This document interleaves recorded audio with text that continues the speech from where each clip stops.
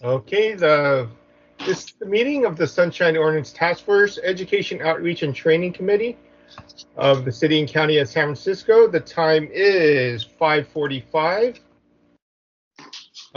p.m.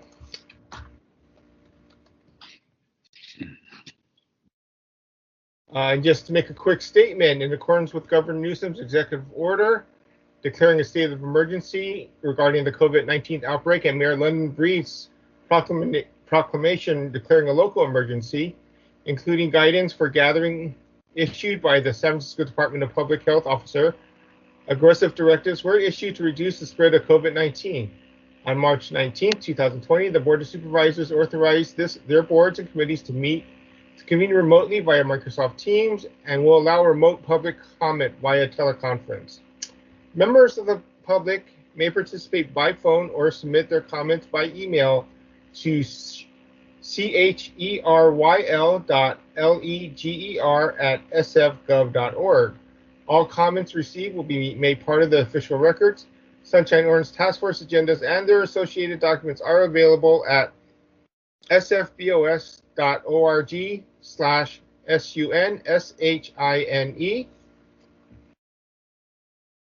That completes my initial comments. On the call of the roll, Member Schmidt. Present. Schmidt, present. Member Padmanabhan.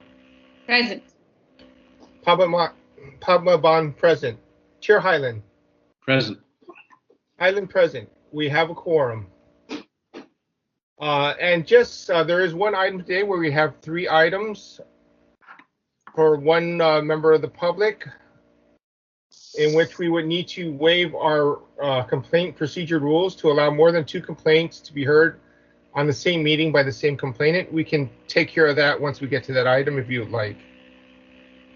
I'll make a motion to take care of that now. Okay. One moment, please. I just want to note it.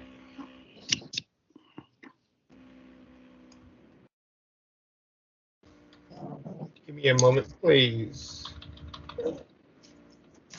It's a motion by Chair Hyland.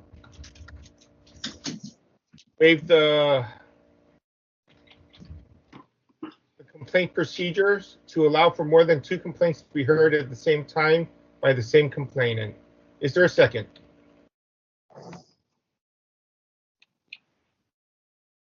I can second. This is Member Second by Member Padmanabhan. Would you like to take public comment on that motion? Chair Hyland? Yep.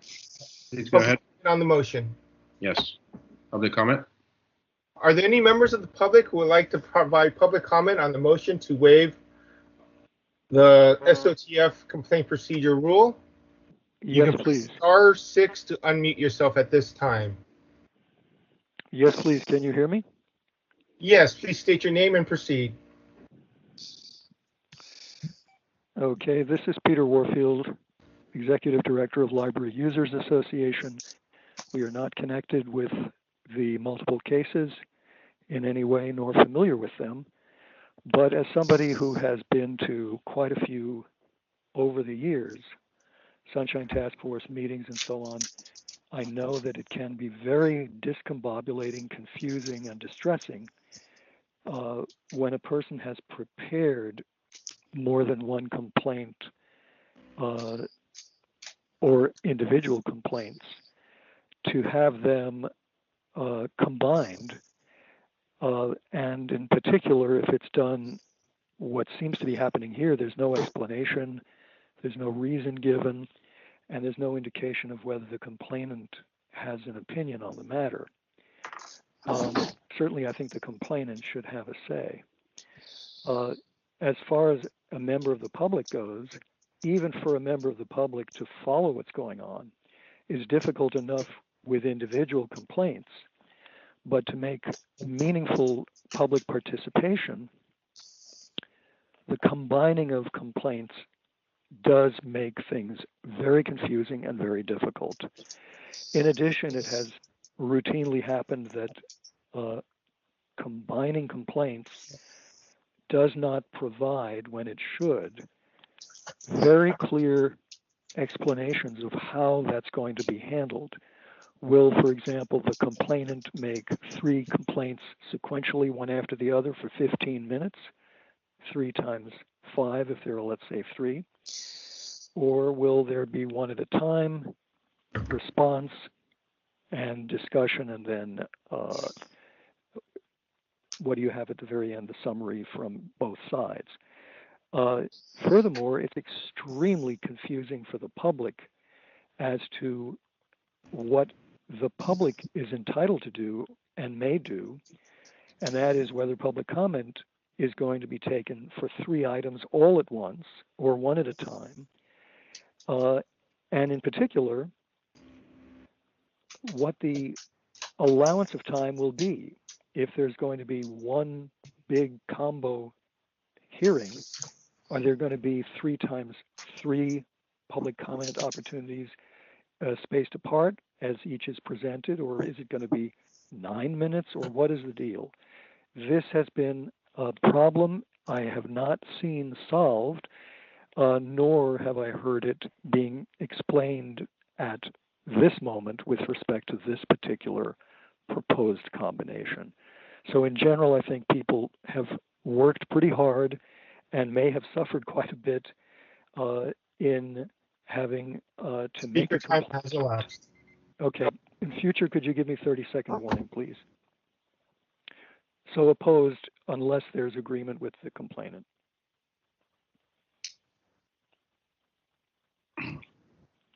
Thank you. This Is is there any anonymous. public comment? Yes, this is anonymous. May I speak?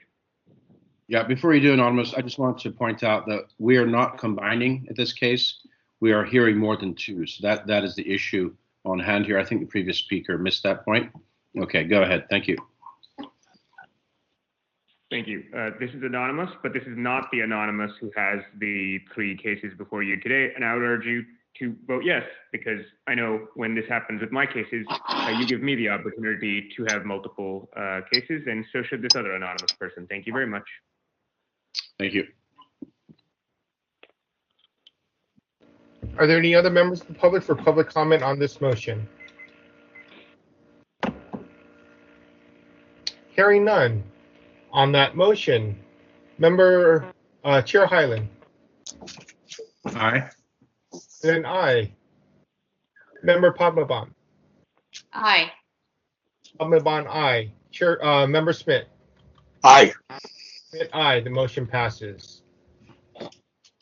Next on the agenda is item number 2, adoption of minutes from the May 21st, 2019 Education, Outreach, and Training Committee meeting.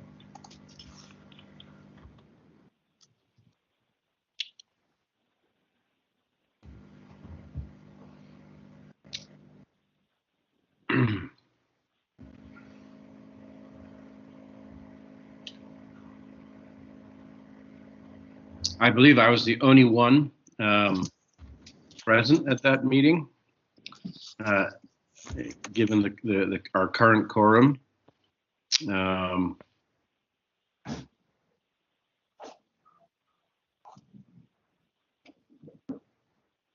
I have no additions at this time, unless anyone else caught a typo or an error there.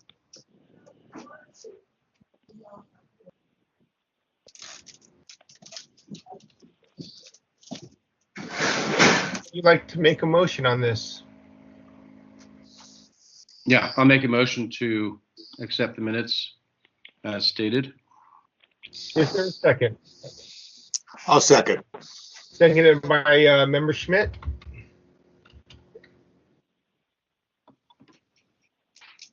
Is there any public comment on the approval of the minutes? Yes, please. Can you hear me? Yes, give me one moment. Please proceed.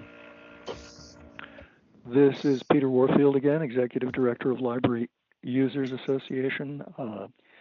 I don't have any specific comments on the substance of these, but I would be curious. These are almost 2 years old, and I'm a little startled. I know that the committees don't meet every single month, but I'm a little startled as to what happened with these minutes and how come they are being adopted so far past the time that the meeting occurred. Thank you. Thank you. Is there any other public comment on the minutes? Anonymous, please. Please proceed. Thank you very much. 2 comments. This is before my time, so I wasn't at this meeting. But at the top, it says that it was chaired by then Vice Chair Wolf, but I think in the body it says it was chaired by current Chair Hyland. So you might want to fix that. And second, I don't know. I don't know what your normal policies. I believe normally you would approve these at the full task force according to your bylaws if you felt like it was too long, especially since Member Schmidt and Member Padmanabhan were not at the original meeting. Thank you. Thank you. Is there any additional public comment on this matter?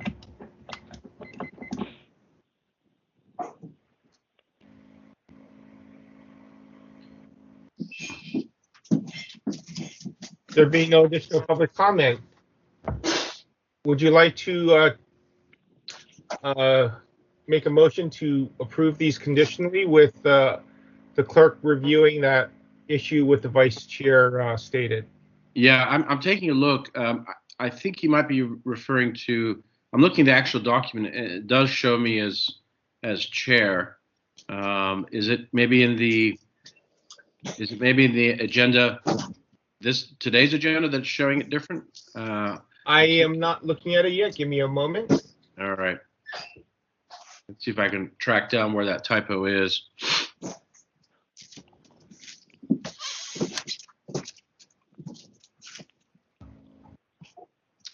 And to answer the other public commenter's question, I don't believe we've had a meeting of the EOT since then. Is that correct, Victor?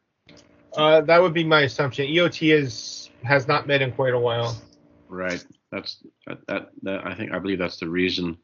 And typically we approve subcommittee minutes in the subcommittee, not the full task force. That's been our practice. I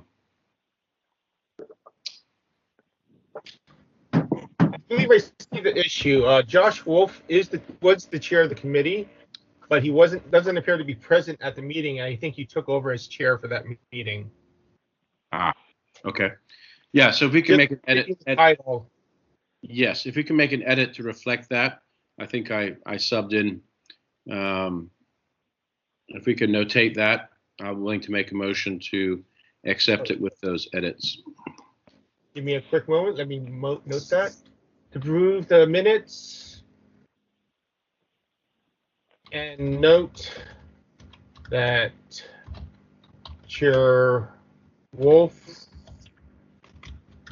was absent and Member Hyland assumed the duties of the chair. So the motion has been amended to approve the May 21st, 2019 meeting minutes and amend to note that Chair Wolf was absent from the meeting and that Member Hyland assumed the duties of the chair for the meeting. Thank you. Second consents. On that motion, Chair Hyland. Aye. Hyland, aye. Member Schmidt. Aye. Schmidt, aye. Member Padmanabhan. Aye. Padmanabhan, aye. The motion passes without objection. Next on the agenda, item number 3, public comment. Members of the public may address the Education, Outreach, and Training Committee on matters that are within the committee's jurisdiction but not on today's agenda. Are there any members of the public for general public comment at this time? Yes, please, if you can hear me. Yes, we have Peter Warfield in line. Are there any other members of the public who wish to provide public comment?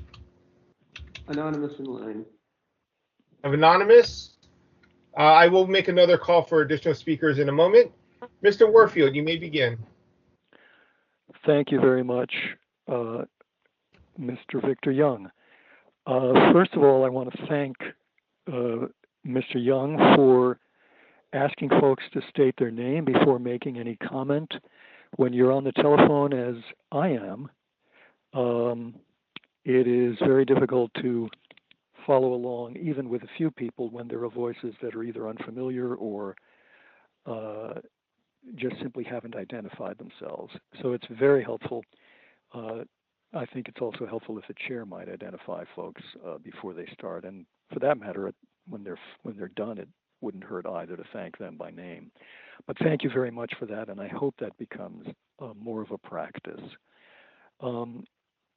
The second thing is I appreciate the chair answering the puzzlement of the public. I believe both public commenters, myself included, were wondering what had happened. So I think I've identified myself, Peter Warfield, Executive Director of Library Users Association, and since normally folks can walk up to one another and say hello, or I liked what you said, or I thought you made a mistake somewhere, or I had a problem, let's have a cup of coffee, let's exchange contact information. That's not possible in these remote meetings, and so I have been giving contact information for us, library users, 2004 at yahoo.com, and by mail, P.O. Box 170544, San Francisco, California, 94117-0544. My first question is, and concern is, what the purpose is of the meeting today, and in general with the committees. In the past, it has gone back and forth between just determining whether the task force has jurisdiction and determining jurisdiction plus having a hearing on the complaint, which looks like what the program is for today. But I understood that there's still not really going into detail or determining whether there's merit to the complaint, so I'm interested in what the goals are here. It's particularly relevant because there has been a series of basic administrative errors in the processing of our complaint, which is item number 5 on the agenda. I don't want to get into the details, but the process has been very confusing and difficult. We made a fairly straightforward complaint, and it ended up that the complainant and the respondent were misunderstood, apparently.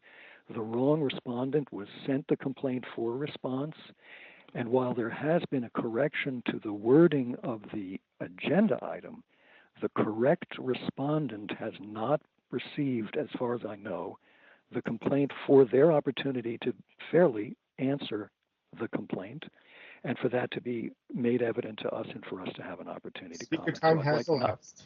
Yeah, so I'd like to not have that discussion at the time of the hearing. Thank you. Thank you. Anonymous, you may begin your public comment. Thank you very much.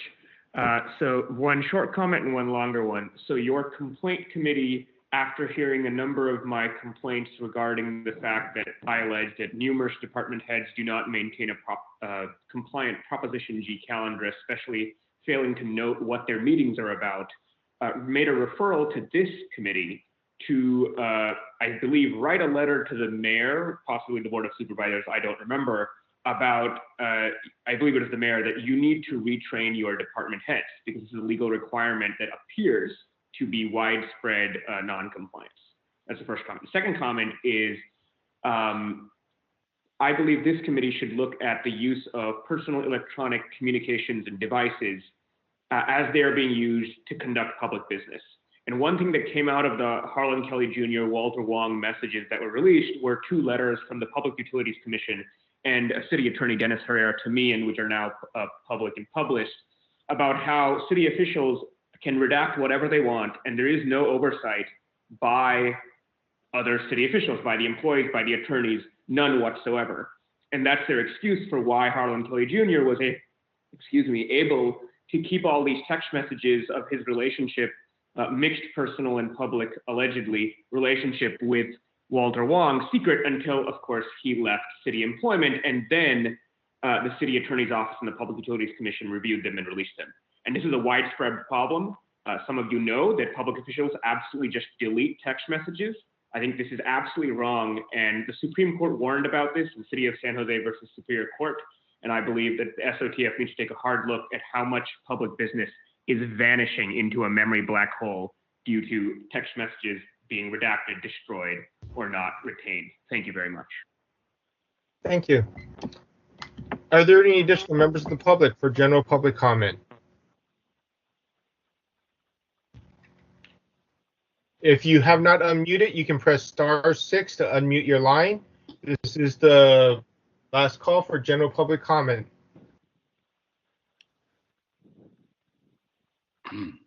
Hearing none, moving on to the next item. Chair Hyland, would you like to provide a summary on how we're proceeding today regarding the complaints?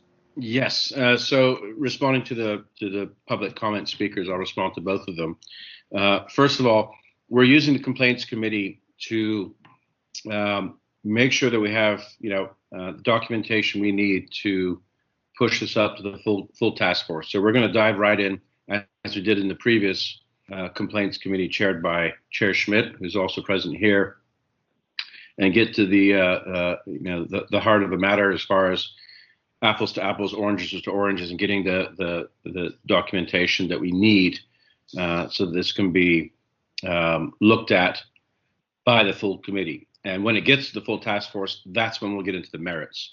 So we are basically purely on a fact-finding mission, if you like, at this stage, to get all the documents we need, understand the nature of the complaint, making sure we do have jurisdiction. We will do that piece, and that's how we're going to proceed. And as far as the second commenter's reference to the letter to the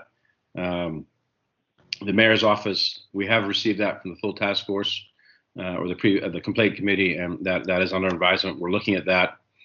We are considering doing that in conjunction with a position on metadata, maybe combining those two items since they're so intertwined. That's kind of what we're thinking right now in response to Anonymous, but we'll let you know, and you'll see when that letter does go to them. So thank you for that. All right, Mr. Young, we can proceed. Yes, next on the agenda is item number 4, file number 20078, complaint filed by Jared Cooper against the fire department and John Tucker for allegedly violating Administrative Code section 67.25 by failing to respond to a public records request in a timely and/or complete manner. Can I ask, is Mr. Cooper on the line with us today? You can hit *6 to unmute yourself. While we're waiting for that, can I ask, is there a representative from the fire department present?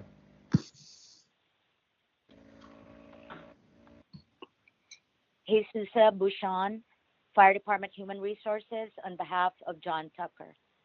We also have Deputy Chief of Administration Jose Bello present, available to answer any policy questions. Yes, would you mind restating your name? I just want to make sure I get the spelling correct. Jesusa, Jesusa, Bouchon, Bushong.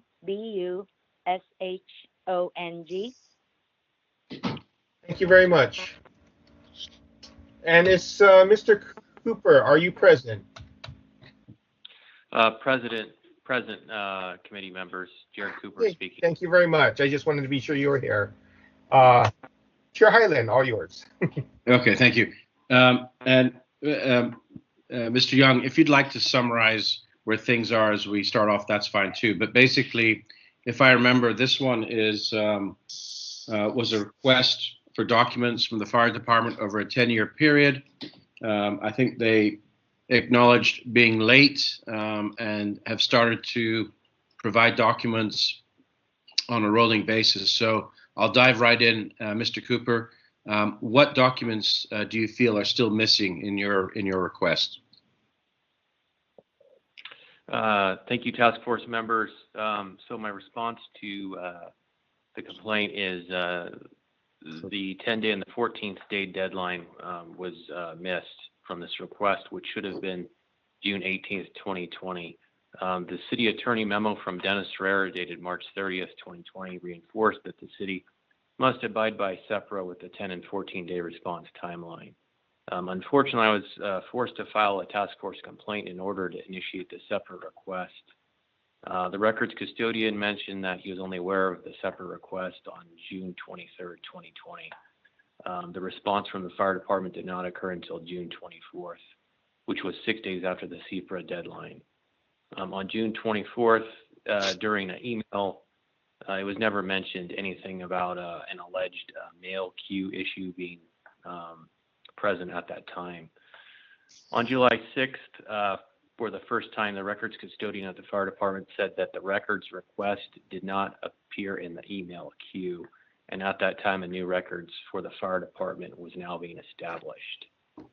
My concern is that other records for the fire department may have also been lost during this process. And also, in order to assure transparency and accountability among our government bodies in the spirit of the SEPRA Act and the Sunshine Act as well, departments must adhere to the response timelines under both of the laws. There also must exist a reliable communications medium between the city departments and its citizens to access information that's pertinent for our business.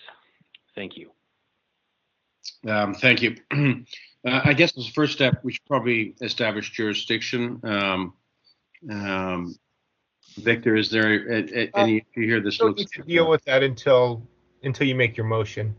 Okay, we can take that with the motion. All right. So, Mr. Cooper, just to get back to you, as I said, there's clearly some violations on timeliness here, and for that alone, we will likely recommend this to the full task force, so a order determination can be reached. But I just want to make sure, or check in to see if you've received everything that you asked for at this point. And if you could just specifically answer that, no, I'm still missing X, Y, and Z, that would be great. Another piece that would be great to have from you is perhaps a chronology, just like you explained in your opening statement. If it's not already in the paperwork here, which I'm not seeing, that really helps us kind of focus in, the request and do try and stick to the original request, because that's what this case is about. That will also help us. So first question first, what are you still missing at this point? Committee chair, and members, the fire department has provided more of the documents now. I will admit that the latest documents that they provide, the substantial amount of 7 documents were released on March 19th, 2021. And that fulfilled pretty much everything that was originally asked for. Unfortunately, these documents were necessary for internal investigation that occurred last year. And so with that, it's now that I have the documents, it's less of a concern. But the only other documents that were released were a few documents dated June 24th, 2020. Okay. All right. Well, I'm sorry it's taken this long, and we will elevate this to the full task force for them to consider the violations and vote as a full body on this. I'm going to give the respondent a chance to respond about, especially I'm kind of curious about your process based on this case. Is there anything that you have put into place? Any improvements in your records response policies that might give us confidence moving forwards? Go ahead. Good evening, Chair Highland, Jesus Bouchon, on behalf of Mr. Tucker. When at the beginning of the local health emergency, we were in the process of separating the public records request email addresses. Originally, we only had one, and it was under fire public records. The issue with that one address was about 90% of the requests were for the Bureau of Fire Prevention for property type information. such as permits and codes and other fire prevention related matters. And after that, we decided that another email address had to be created in order to provide a separate mechanism to make requests that are non-fire prevention. For example, non-exempt personnel records or other documents such as Mr. Cooper's request, so that each division, each email address attendant can focus on fire prevention only or other, meaning not fire prevention.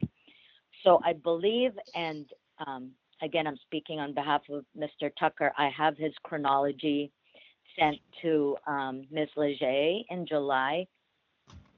I believe the original request went to Fire Public Records, and unfortunately, it was not forwarded to the new Fire Sunshine request email address at the time.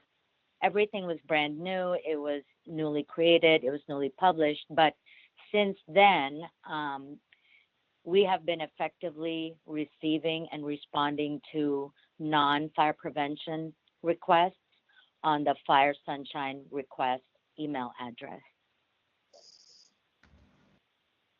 Okay, thank you. So it sounds like there's been some improvements to your process, and especially with regards to your inboxes dealing with records requests. So I'm heartened to hear that.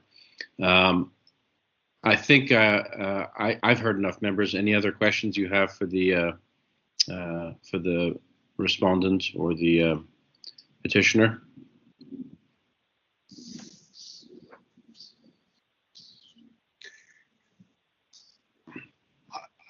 I have, this is Member Schmidt. The complainant, I know that this thing is going to get decided by the task force, and so I don't think we need to get too deep in, but you mentioned something about an internal investigation. Is it your understanding that there was a delay in giving you documents because of the pendency of that investigation? That's a question to the complainant, Mr. Cooper.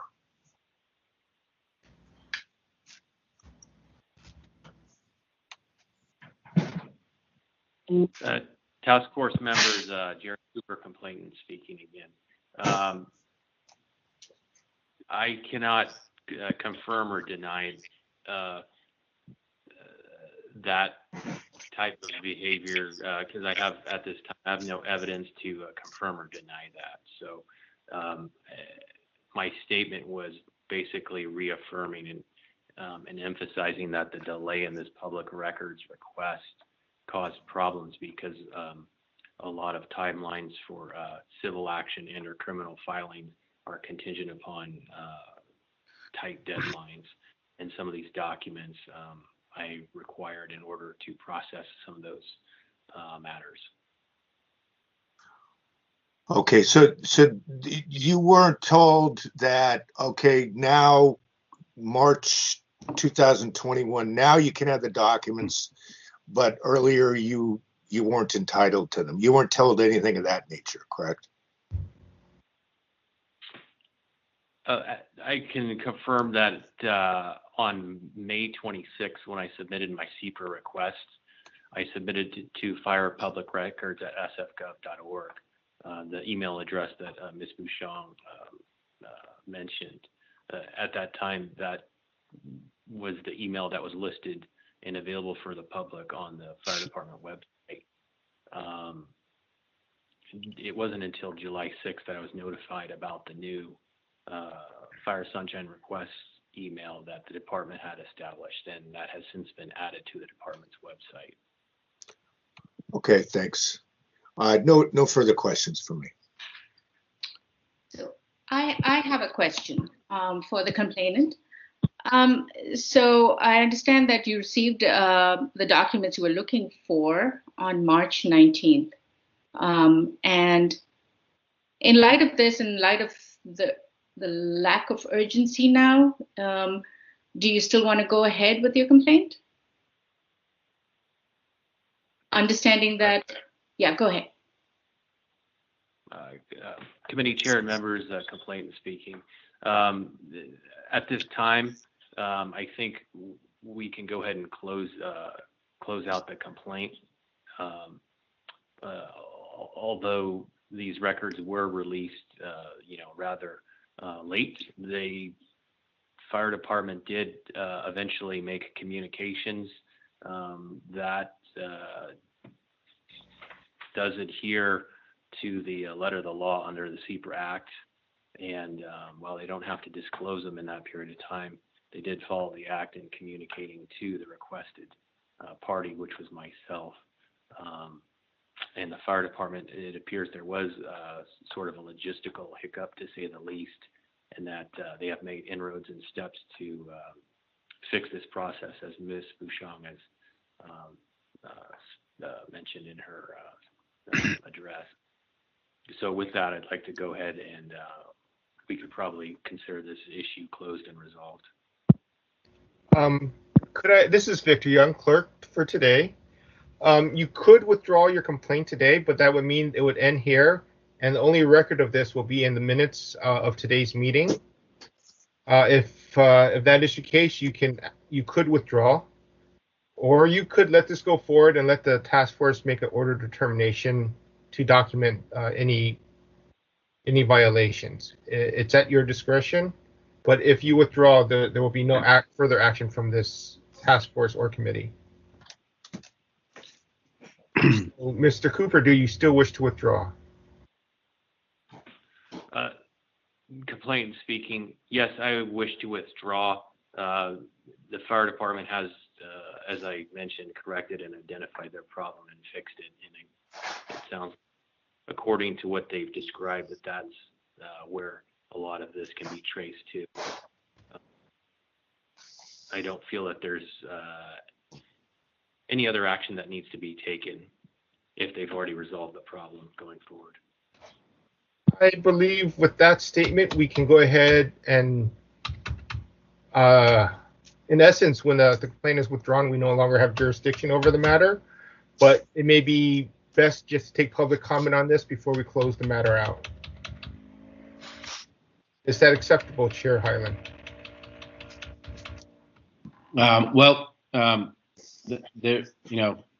As of this point, the complainant has withdrawn their position, so I'm not sure there is anything to take public comment on. That would be my position. So I think we just move forward to the next item. Okay, let me note. Just to clarify, file number 20078 has been withdrawn by the complainant, and no further action will be taken by this task force, by the Sunshine Orange Task Force regarding the matter. Give me one moment while I move on to the next item.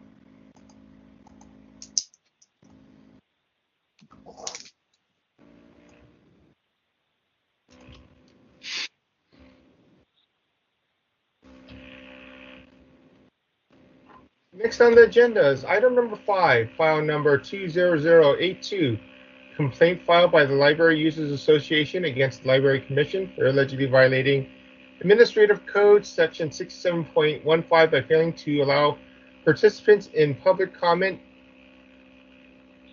during a remote Library Commission meeting. I believe that Mr. Warfield is here on behalf of the Library Users Association. Is there a representative from the Library Commission present at this time? Yes, this is Margot Schaub, Library Commission Affairs Analyst for the library. Would you mind spelling your name? Sure, it's M-A-R-G-O-T. Last name is S-H-A-U-B as in boy. Thank you very much. You're welcome.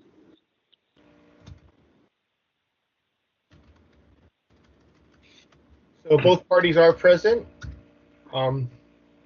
for this matter. Chair Hyland.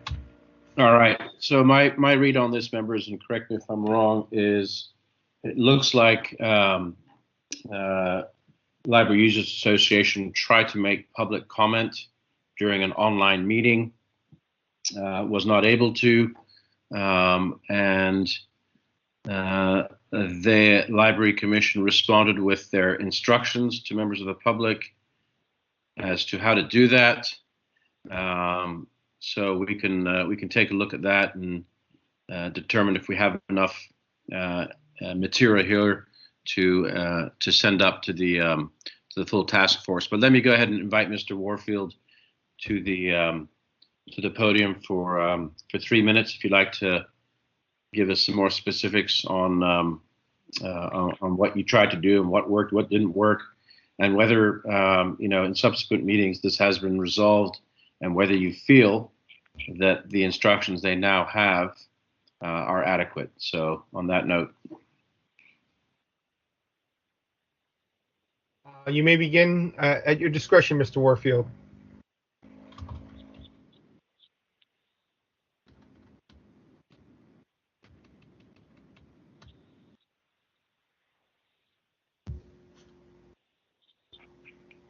Mr. Warfield, if you are still on the line, we do not hear you yet.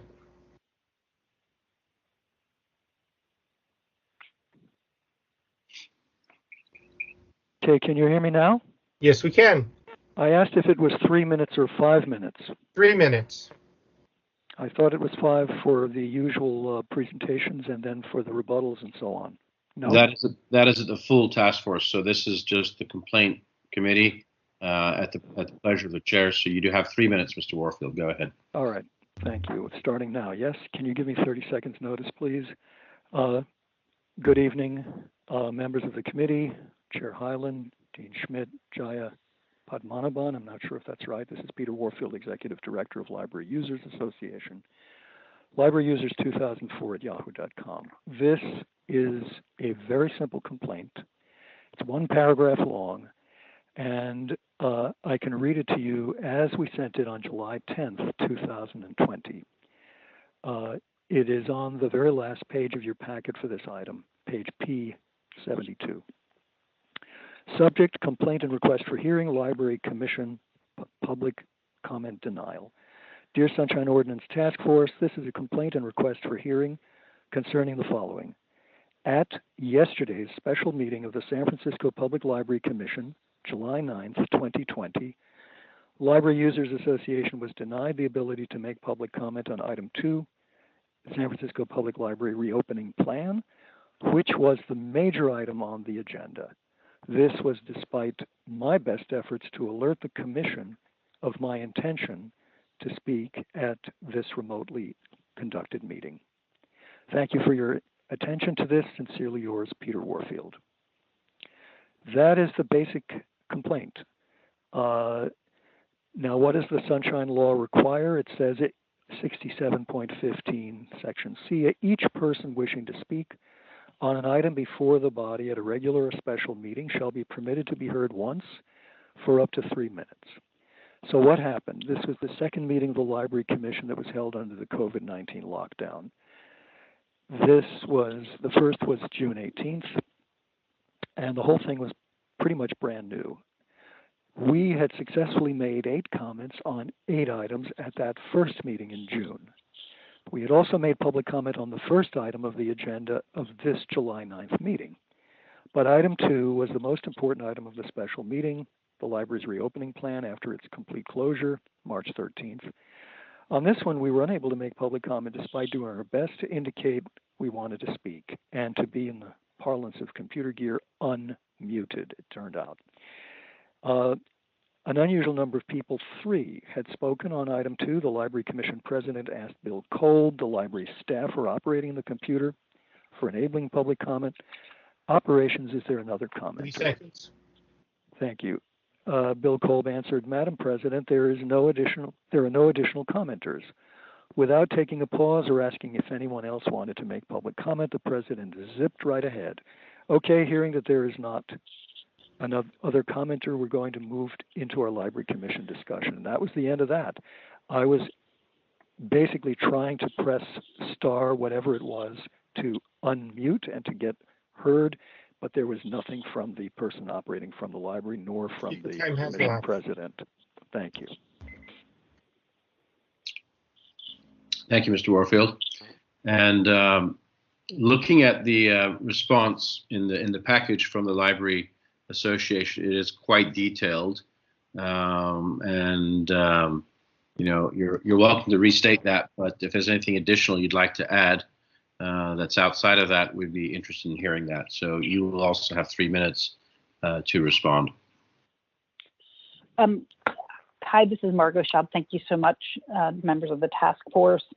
I just want to reiterate that Mr. Warfield was not denied the ability to make public comment. It was the second meeting.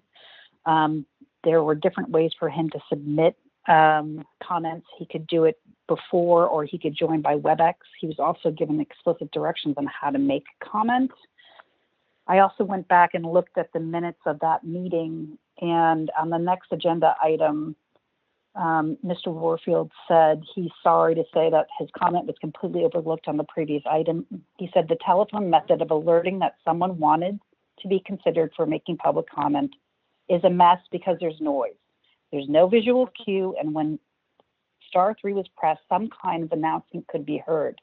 He said it's very hard to understand or impossible when other people were talking. So we don't know why he was unable to make a comment, but I just want to share that feedback. Okay, thank you. Is that the end of your statement? Sure, yes. All right. So, Mr. Warfield, to go back to you, have you since attended other meetings of the Library Commission? And I don't know if there have been any since this particular meeting was held. It looks like you successfully did use the process to answer to make public comment on some of the items here.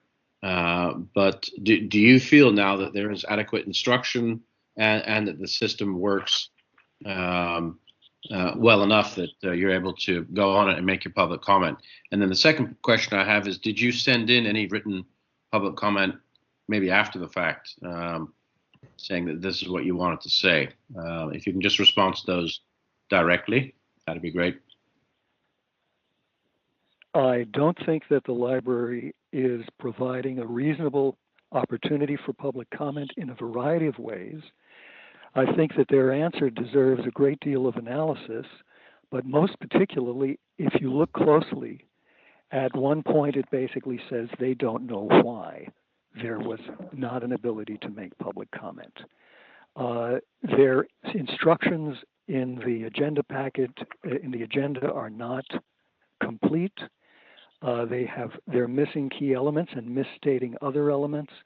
The basic issue, if you listen to, for example, even this meeting or the Board of Supervisors, there's routinely provided some way for folks who may have somehow not made themselves clearly available or hadn't been recognized to check and see in some fashion or another with the technology, am I on the commenting queue or not?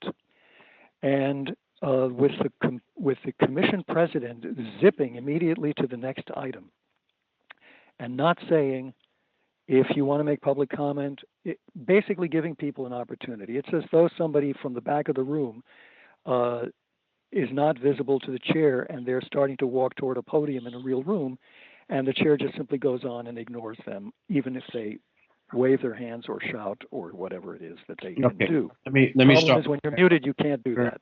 Mr. Warfield, let me stop you there. Thank you. I'm going to turn back to the respondent. That's a good question. I believe, Victor, in our process here, when someone joins the queue to make public comment, you can see where you are in the queue. Am I correct in that, in the technology that we have? During this meeting, I do not have a queue. I just do a verbal lineup where I ask who wants to speak, and I give it a few moments. And if there are no responses, we move on. Okay. Board of Supervisors operates differently, but they are unique. Okay. And is the Library Commission using the same technology that the supervisor use that we use? The Board of Supervisors uses a combination of Microsoft Teams and I believe WebEx for public comment, but I'm not absolutely sure. I cannot comment on what the Library Commission uses. Okay, well, let me throw that question to the Library Commission. Did you then, or do you now have a process where someone in queue can see that they are in queue and that they're registered to speak? Can you answer that question? If they join by WebEx, they are able to see that they've raised their hand. Mm-hmm. When they're on the phone, and if they press *3, I don't believe they see themselves in a queue, but we know that they're in a queue. But you need to press *3 in order to be put into that queue. Interesting. That might be something to add to your preamble there. I believe if they are talking about the WebEx, when they do press *3, it will state you have raised your hand, and so forth. Right. Oh, there's a verbal response saying you are now in the queue. Something that, I'm not sure about the exact wording, but it will say you have raised your hand or something like that. Interesting. Well, obviously, in this times of COVID and online meetings, all departments and we're all fine tuning how we do our business. So I think this is an important point. It sounds like Mr. Warfield was successful in 3 out of 4, but not the 4th. I don't think it hurts to bring this to the full attention of the task force and have departments keep working on how they do their process, because this is part of our purview, which is access to meetings. The other side is the records request, and then this side, which we hear a lot less about, but is just as important, is access to public meetings. So I think I have enough information. Members, would you like to ask any questions to complainant or petitioner, or respondent rather? All I wanted to find out is in the instance when Mr. Warfield was not able to make a public comment, when he pressed *3, did he not hear? Did he press *3, and was there a response that was not similar to the other times that he pressed *3 for his public comment process?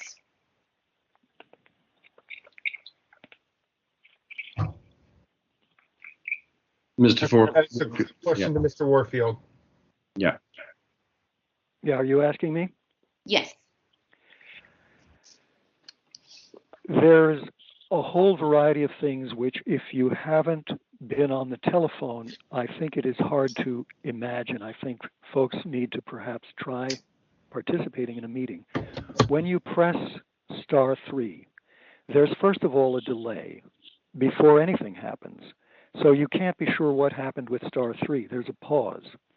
I just timed it on your whatever it is you're using, and there's a 2-second pause where there's silence, and then there is an automated voice which is speaking softly, but if there is anybody else talking at the meeting, the voice is talking softer usually, or whatever it is, but it's being completely in conflict with what's going on, and it's hard, if not impossible, to understand. So if you press *3 or *6, it's not always clear where you stand. The other thing, that whole process takes time. I just now timed, if you're on the phone, when I pressed *6 here, while something else was going on a little earlier, there was a 2-second delay, and then a long speech, "You've been muted. To unmute, please press such and such." That took a total of 8 seconds. Some of the things that the library could do and that other people do in meetings are not done at the library, and they have shown no interest in straightening any of that out. Their answer is filled with basically red herrings. I want to make public comment. I don't want to send something that's going to get buried somewhere on the website and not be heard during the meeting by other people included. I don't want to do the WebEx because maybe I don't have easy access to a computer or have privacy concerns. There shouldn't be a requirement if you're providing an opportunity by phone. One of the ways in other meetings that it's helpful is if there's, for example, a statement early on, there are 3 people on the line. If I hear the third person called and I don't hear my name or know that I'm called, right away I know that I have 3 minutes or part of 3 minutes while they're talking to try and straighten it out. The Library Commission president did not do that. And she didn't pause in any way. And by the way, Victor may pause, but he's also got everybody not muted. And I can call out and say, can you hear me? Hello. On the library, she says, is there anybody else? I don't know how many people are supposed to be on. There's 3 people who've talked. And I thought I was unmuted and waiting on the queue. So now she asks, he says there's nobody, boom, she's on to the next item. And I'm pressing boom, boom, star 3 in this case at the library. But I don't know if it's being ignored. I don't know if it's being seen. There's a Mr. Kolb from the library who presumably is watching all of this. For all I know, he has been inattentive. I couldn't believe at the time that they couldn't see, like in the old days of flashing, when you flash the thing on your phone. That should be completely visible to the person operating. And in my view, it should have been real clear, and he should have said, oh, I see somebody's trying to get on. Or even after she started with commission discussion, excuse me, I think somebody wanted. There was no attempt to basically consider the person on the line. It was boom, and we're on to the next thing. As I said, the Library Commission has been particularly unresponsive to requests or concerns about this.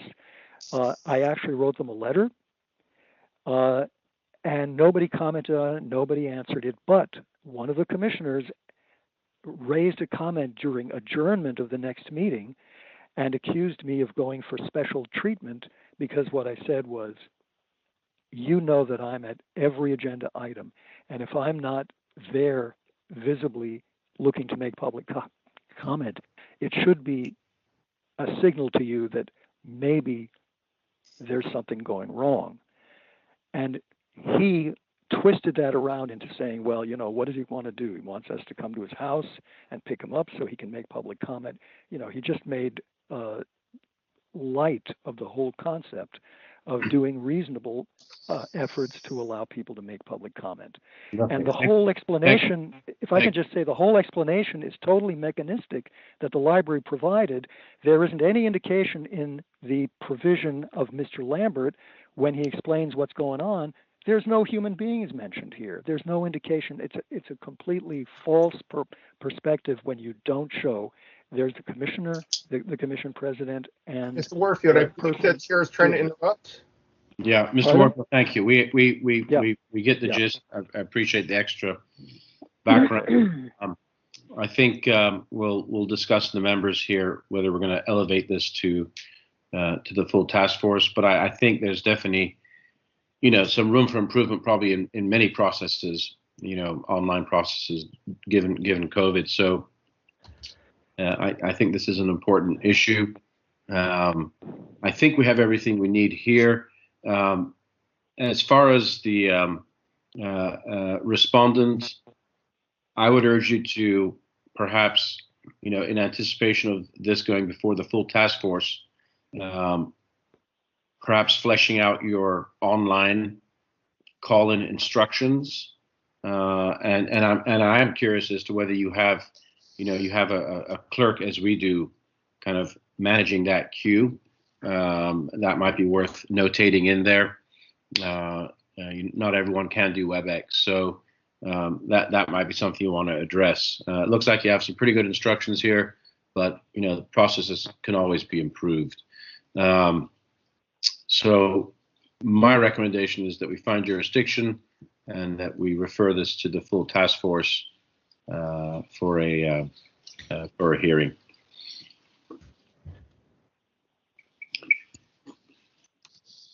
Is there a second? I can second that. This is Member Padmanabhan. Okay, give me a quick moment.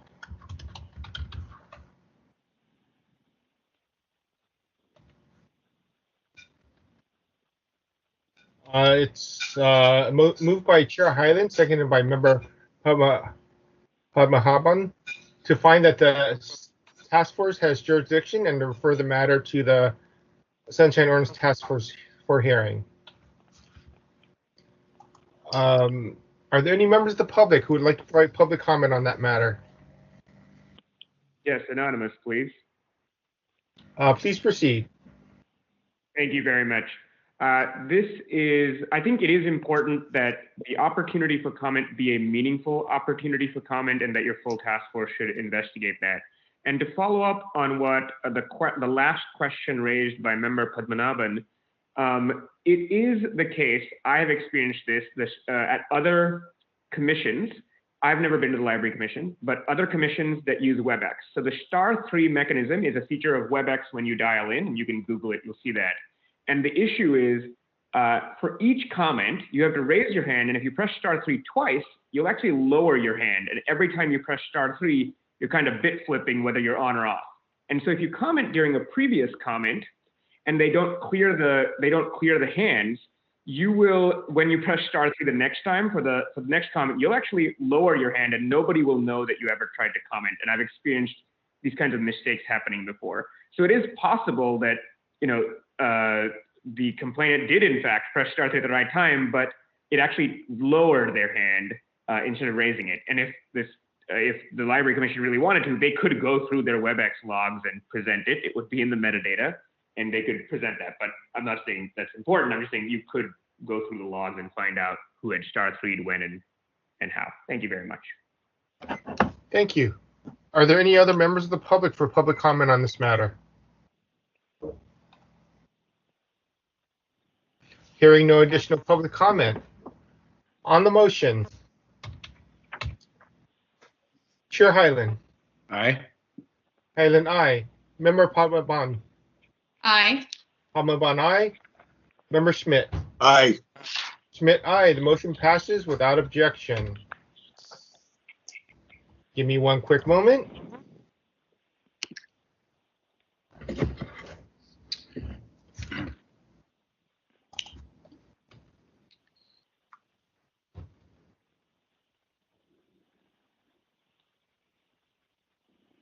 Next on the agenda is item number 6. Actually, this is something you may want to discuss. Item number 6, 7, and 8, I believe, are from the same complainant regarding the same issue against 3 different Board of Supervisors members. So I would, as these are all very similar and related, I would like to suggest calling them all 3 of them at the same time. And if you'd like to inquire if this is something that the parties would agree to, at your discretion. Yeah, this is Chair Hyland. Is the anonymous that's filing these next 3 complaints, are they online?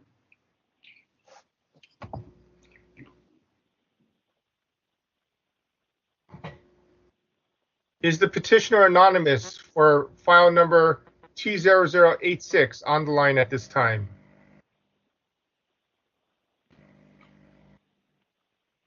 Please press *6 to unmute yourself.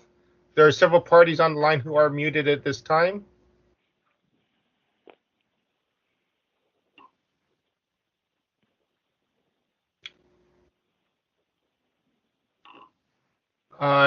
We have not received a response. If you are having issues, you may want to hang up and call back in. We will give you some opportunity while we go further on this matter. Yeah, let's wait for 30 seconds or so and see if that person can get on the line here. And I also like to note that we did receive email. I believe members were copied were copied the email from this complainant regarding additional argument. I believe we received it on Monday, and it was emailed directly to all members of the committee by the petitioner. And am I correct in assuming, Victor, that this is not the anonymous that just gave public comment on the motion? This is a different. That is correct. It is a different anonymous. All right. Thank you. Let's wait a little bit longer here. Or you can start off with the other parties, or actually, we don't know if we're going to call them all at once. My apologies. Yeah.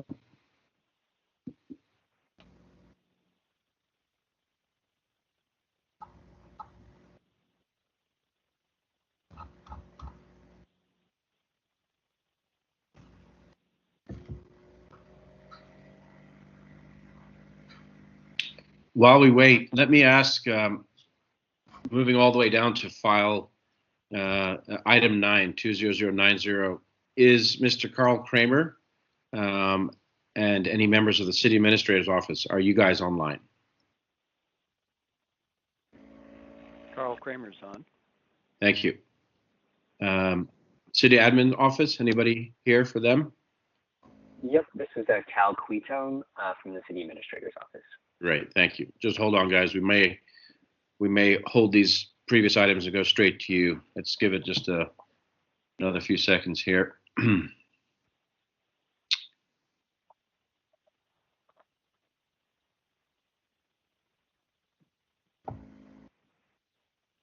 All right, Victor, can I make a motion to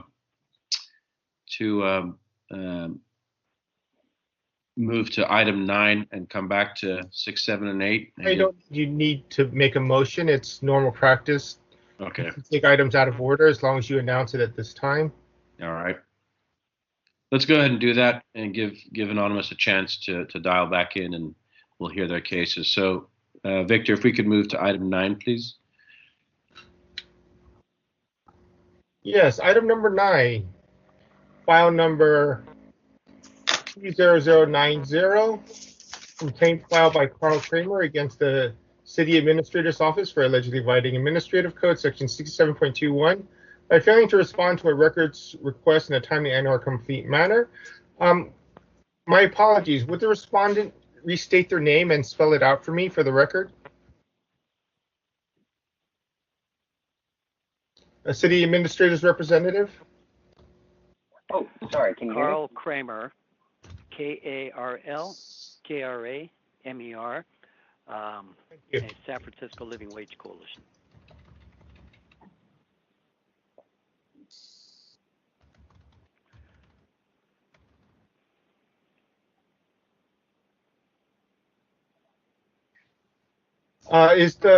My apologies, is the respondent online? Yeah, can you hear me? Now I can. Could you spell your name for me? Yeah, the first name is Cal, T as in Tom, A and L as in Larry, and then my last name is... Can you start over, please? I had a loud noise. Sure. So the first name is T as in Tom, A, and then L as in Larry, and then my last name is Queton as in Nancy, and then the last letter is E at the end. Sorry, what was that last part? Yeah, the last name is Queton, and please let me know if I'm breaking out. With the last name, I can look it up. Thank you very much.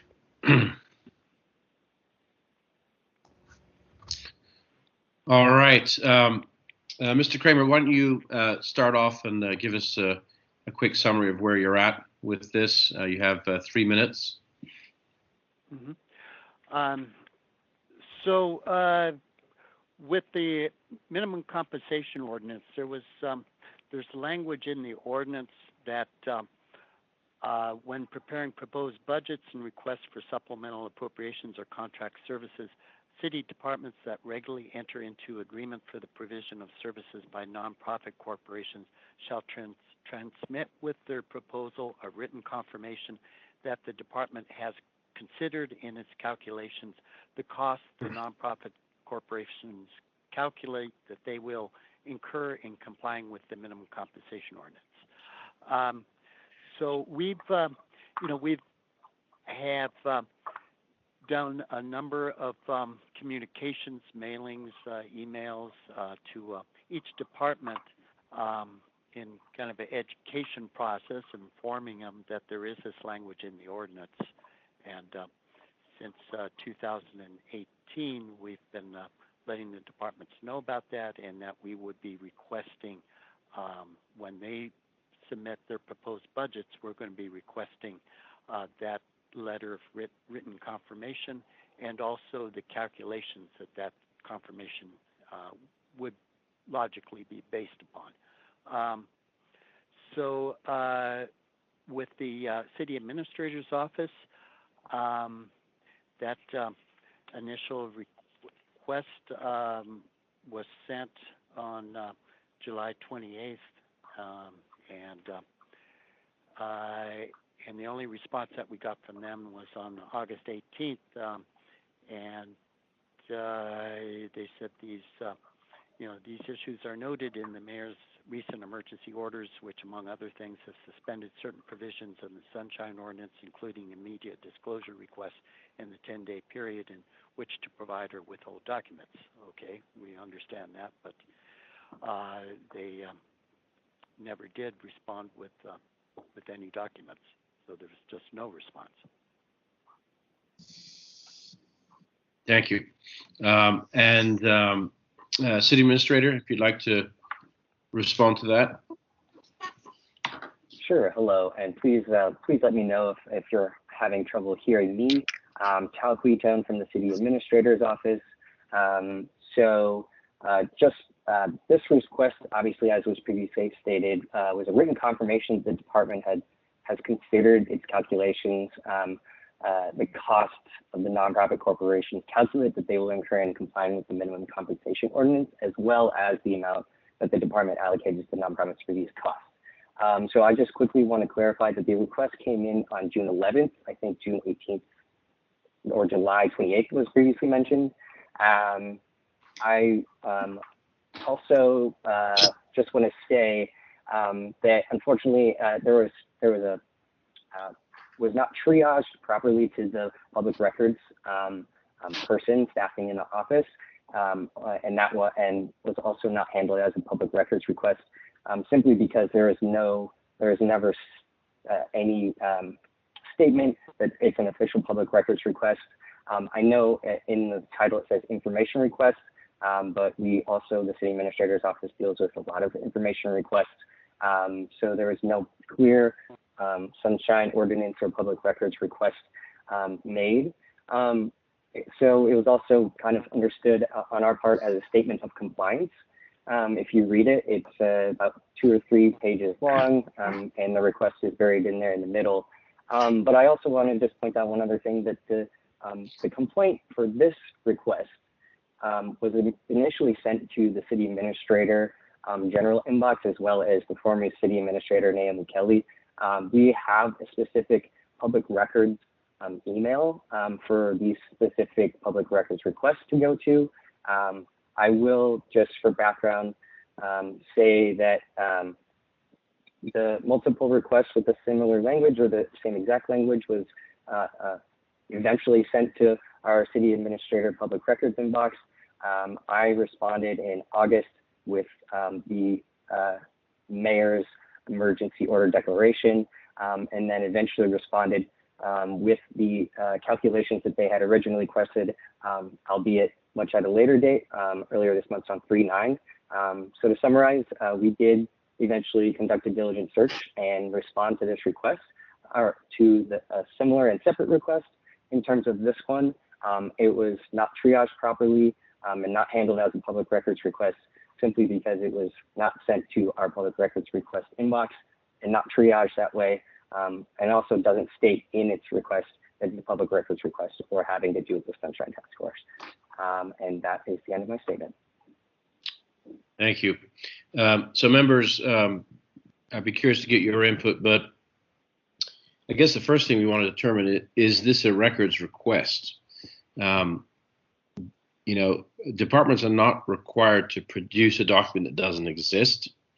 They are, however, required to produce documents that are pertinent to a question, even if the question isn't that well stated. They can help the requester to, say, maybe you're looking for this and this. We have those documents; those are responsive. So there is a provision in the charter that requires them to kind of help them navigate what it is they're asking for.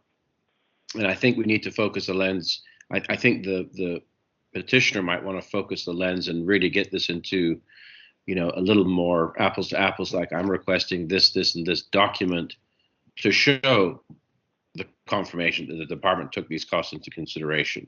So that's where I'd like to start with. And then we can also deal with the timeliness issue as a separate piece. But let's dive into that. What do other members think of the actual records request per se?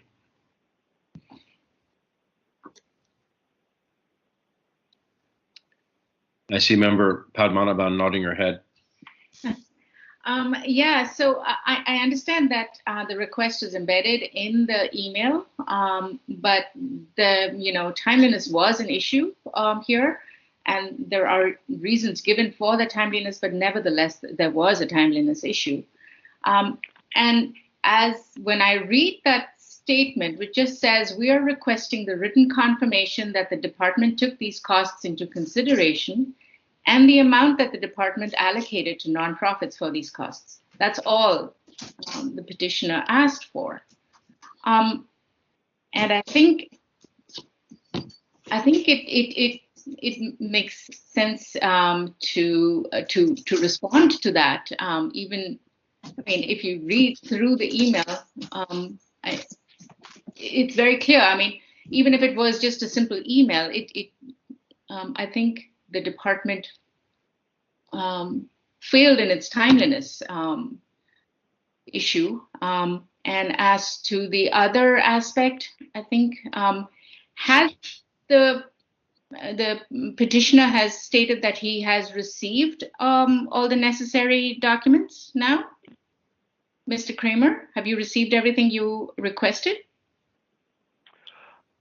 We did not receive a response to this information request. We have people in the office who made information requests for allocations in this current. They made other information requests, and I've also sent an information request for the upcoming fiscal year budget. Yeah, let's stick to this particular letter you wrote, Mr. Kramer. So, what response? No. Okay. Answer is no. Tom may be thinking maybe that he responded on something else, but there was. Yeah, I know there's another issue that follows this, and there might be other open records requests that we're not aware of. But let me throw this back, following on member Padmanabhan's question. Mr. Ketone, hopefully I'm pronouncing your name correctly. What response have you sent to this original request or communication? I do not have the communication from this distinct request in front of me. I would need a second to check. So I can't definitively say if we have responded or not to this specific request. Okay, and basically, the embedded in the request in the letter to Ms. Kelly was, we're requesting written confirmation that the department took these costs into consideration and the amount that the department allocates nonprofits for these costs. So I think what we're trying to get to is the apples to apples, and perhaps you can help the petitioner and identify which budget documents have line items that cover departmental allocations to nonprofits for those costs. I think that's what we need to get to, and perhaps the question can be restated correctly for a specific record, and then you can execute that request. Yes, that sounds good to me. Yeah, I'd like to point out something very briefly. Mr. Kramer. The language of the ordinance, and I was there in the room when it was being drafted, but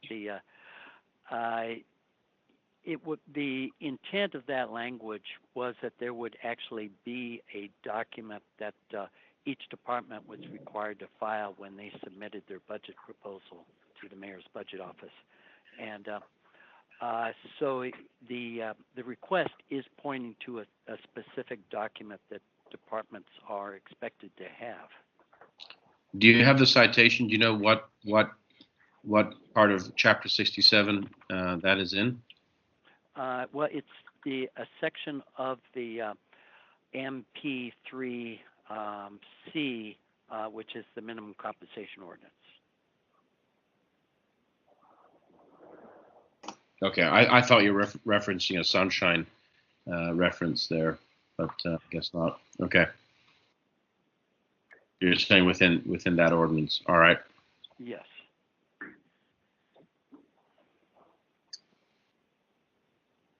And each department is aware that they're supposed to have that document. Okay. Could you clarify your question to the respondent, though? Can you point to certain documents that would help them fulfill this request? I mean, we're trying to, bring you guys together, minds to minds, so they can help you with your request.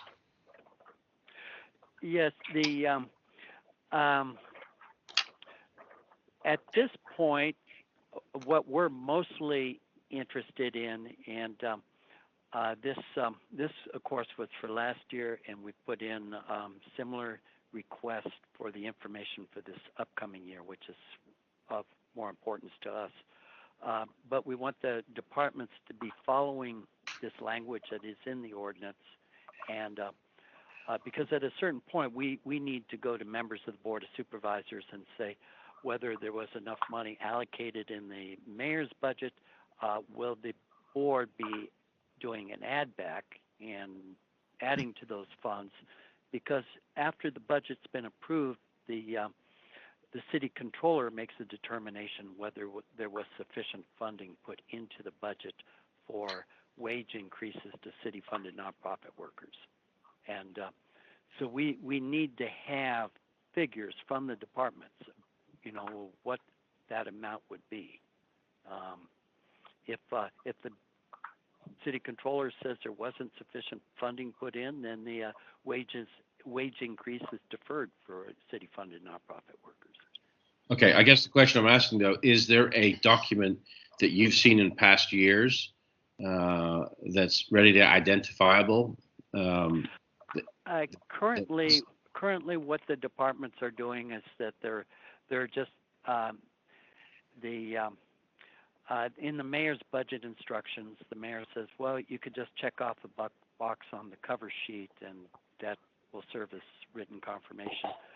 But what we want to see is the calculations. We want to see how much that the wage increase would cost. Right. I'm not too familiar with these documents that you're referring to, but it sounds like you're asking for a pro forma of what's to be released. Yes, exactly. According to the minimum compensation ordinance, the language there is supposed to be like a formal written statement on it. We're more concerned about the having the information that statement's supposed to be based on, which is the calculations. Okay, so you're looking for a draft or a pro forma that leads to these computations. Okay, and have you received such documents in the past? From some departments, yes. But not this department. No. So you don't really know what this document has been called in the past, or what how to identify it.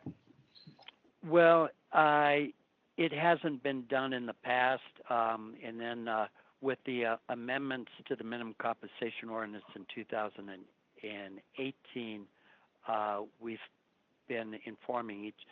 It's sort of prior to that, it was irrelevant because the wages for nonprofit workers had fallen below the minimum wage ordinance rate.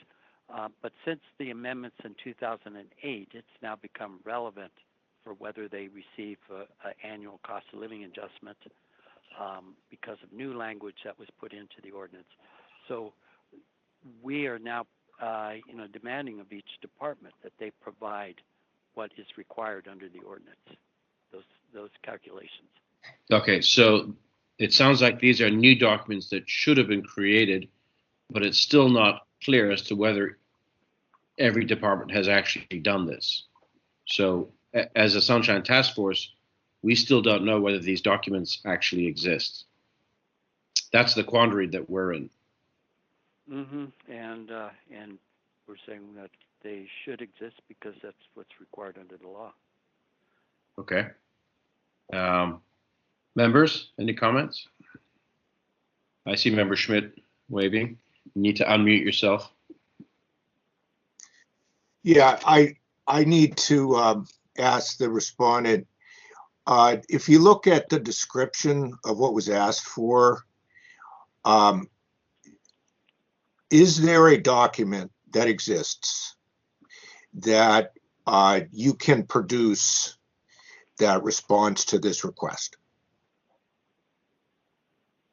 This is is that for the city administrator's office? Yeah. I'm sorry, for Mr. Chiatone. Yeah, sure. So I will say this, that in the of the documents that I know exist come from the Office of the Controller that issues memos, as well as informing the board and the mayor's office regarding these minimum compensation ordinance for nonprofit workers in fiscal year 2020 and 21. They are public on the Controller's website. And then, so in my response to a separate, but I guess similar request, because there are currently, I think, 4 or 5 that had been sent since this complaint had been filed. I will admit our office, took longer than expected, but we did do a diligent search and sent the documents that we had in our custody, which was the documents from the controller, as well as one email regarding the specific calculations for ADM. And so that was sent on 3/9. But I also want to focus more on just this specific request. Please stay with my question. You're saying that you produced these documents that are asked for here to other people, but you still haven't produced them to this claimant. Is that correct? Similar and separate requests have all come from SF Living Wages, no one else. Okay, but you've given the documents that were requested here to Living Wage, or you've given them to someone else? Sent to Living Wage. It was sent to Carl and a colleague of his. I don't have the email in front of me. And it was my understanding that I was responding to this request. Carl obviously made a correction, which I'm not sure if I followed correctly, but he made a correction that some other request that he and his staff had sent the city administrator's office was slightly different. I was under the impression that I had given him the correct documents, but I had never received any follow-up, from my response that came earlier this month. I'm sorry if that was. Let me jump in, Member Schmidt. I think what Tal is saying is they have responded to and serviced subsequent requests with documents, but we're what's in front of us is this request, which maybe started it all. So that sounds like it still has not been responded to adequately. Is that correct? That is correct. That is correct. Okay. So Tal, are there any documents that are responsive to this request? like I said, I thought I had closed out a later request asking for the same documents. I cannot definitively say that I have closed out this particular request that came in to Naomi Kelly's inbox. Okay, Mr. Kramer, same question to you. Have subsequent requests fulfilled this initial request? No. I think what he said was a similar request. Well, that it was actually a request for information on how they allocated the funding that they did receive for this year. But for our, what we're requesting is that seems similar, but that is not the same as requesting what is going to be the department's calculations for the effects of a wage increase that takes place on July 1st with a cost of living adjustment. And that's information that the members of the Board of Supervisors will need to consider when they're working on a budget, and then the city controller makes a determination after a budget's been passed. Okay, all right. So based on what we've been hearing, and to keep this original, request alive, if we could ask Mr. Kramer, if you could clarify exactly what you're after, and it sounds like on the respondent side, you've now, records requests are now coming to the correct email since Ms. Kelly no longer works there. Those are two issues we can address, but I think we need to send this up to the full task force. And if you do get the documents you want, Mr. Kramer, you can always withdraw your complaint in this matter. But I think you need to restate, now that you've got some other documents from them. You can categorically say, I don't need this, this, this, and this. I need this and this. And hopefully Mr. Ketone can satisfy this complaint. But meanwhile, I think we should probably move this on to the full task force. But we do need a clarification, from the petitioner, I think, because it is, I think it's too vague. And we've taken 20 minutes trying to get to the heart of what it is that you're asking. Members, any thoughts on that? Yeah, I have to just say that I was not having quite the same reaction, and it seems like what I'm seeing here, and I agree, we should move it up. Let's send it to the task force. Although I thought that the compliance statement that's being asked for here, it seems pretty straightforward to me. But what I see here is it looks like it wasn't produced, and so he's trying to produce or he's trying to pursue this thing, and so it seems like there is jurisdiction. These are public documents. Let's send it to the task force. This is Kathleen from the City Administrator's Office. Can I quickly just add one last thing here? Sure, go ahead. Yeah, I just want to for the record, Mr. Kramer, I know Mr. Kramer has the correct email for the City Administrator's Office, as well as the phone number for our office. So, moving forward, I'm sure that I can work with Mr. Kramer to get the right documents. He definitely has our contact information. Great. Okay. Well, that would be great. In the interim, before we get this scheduled with the full task force, if you're able to get that information to him and he would like to close out on his end, he's free to do that. But I think we're going to push the process forward so this gets reviewed by the full task force, and at least the records noted at the full task force. Yes, so, and I would let Cheryl know if we did receive the documents that we're seeking and she wanted to withdraw the complaint. Okay, good. So moving forward, if you could communicate through Cheryl, copy Cheryl and communicate to Mr. Ketone exactly what you're looking for, and keep the task force in that loop. Meanwhile, I'll make a motion here to find jurisdiction and recommend this to the full task force for a hearing. Is there a second? I can second it. Thank you, Member Padmanabhan. Ms. Young, would you like to take some public comment on the motion? Yes. Are there any members of the public who would like to provide public comment on this motion? Yes, enough, please. Yes, please proceed. Thank you very much. So my understanding, looking at the packet on Bates number 166, paragraph 1, 2, 3, there are two requests. Quote, the written confirmation that the department took these costs into consideration, end quote. So that's a public record. And quote, the amount that the department's allocated to nonprofits for these costs, end quote. And it seems like those are very simple things that could have had no records. There are records within 24 days.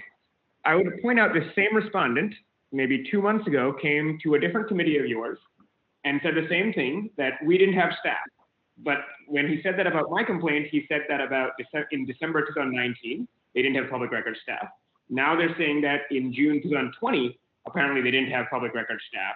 And there is, I believe this is a pattern of this office, whether it is the same under the new administrator or not is to be seen, but under at least the prior administrator. And that at least is something important for your task force to consider, because the CPRA's deadlines were never suspended of maximum 24 days. Finally, I think it is important, excuse me, hello?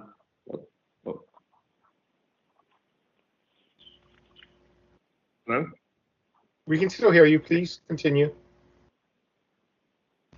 So it is important that your task force looks into whether, at least now, they have staff that are taking care of public records requests. Thank you very much. Thank you. Are there any other members of the public who wish to comment on this item? I do not hear any other public comment. If you have not already done so, you can press *6 to unmute yourself.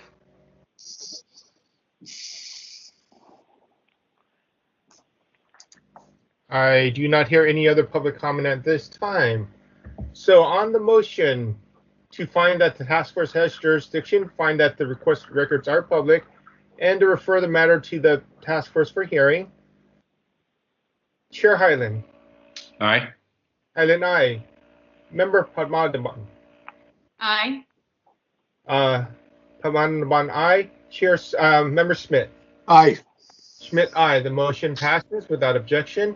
And just to restate, the committee requests that Mr. Kramer provide a detailed list of the documents that have not yet been provided to the respondent and the SOTF, just so there's clarity in what is still missing. And Victor, let's add to that as a committee, we can recommend violations.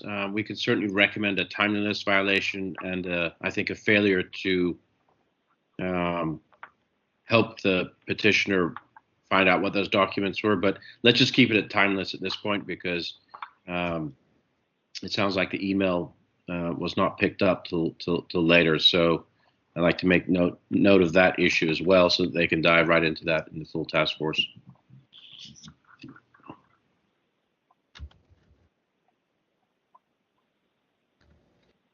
So noted.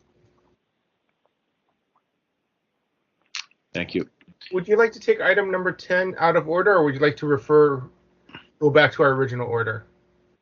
Let's do a quick call to see if Anonymous is on the line. Let's just ping them again real quick. For item number 6, file number 20086, Anonymous against Supervisor Matt Haney. Is Anonymous on the line?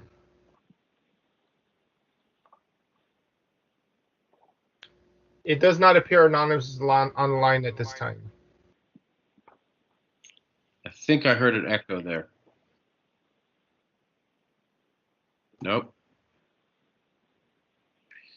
Okay, let's proceed with item 10, and then we'll come back one last time to see if we can find Anonymous. Okay, quick moment.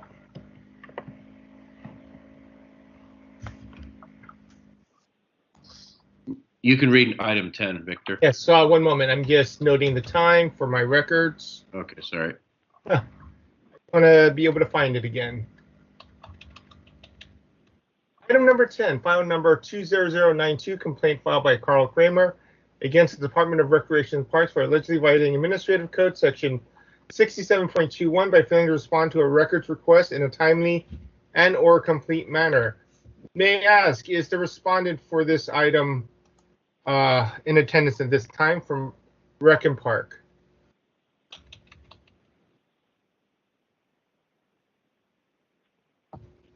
You may hit *6 to unmute yourself. Is there a respondent from Recreation and Park on the phone line at this time?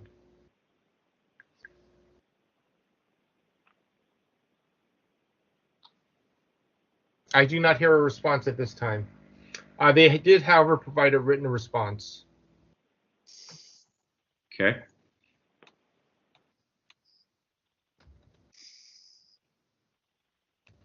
All right, let's go ahead with the item.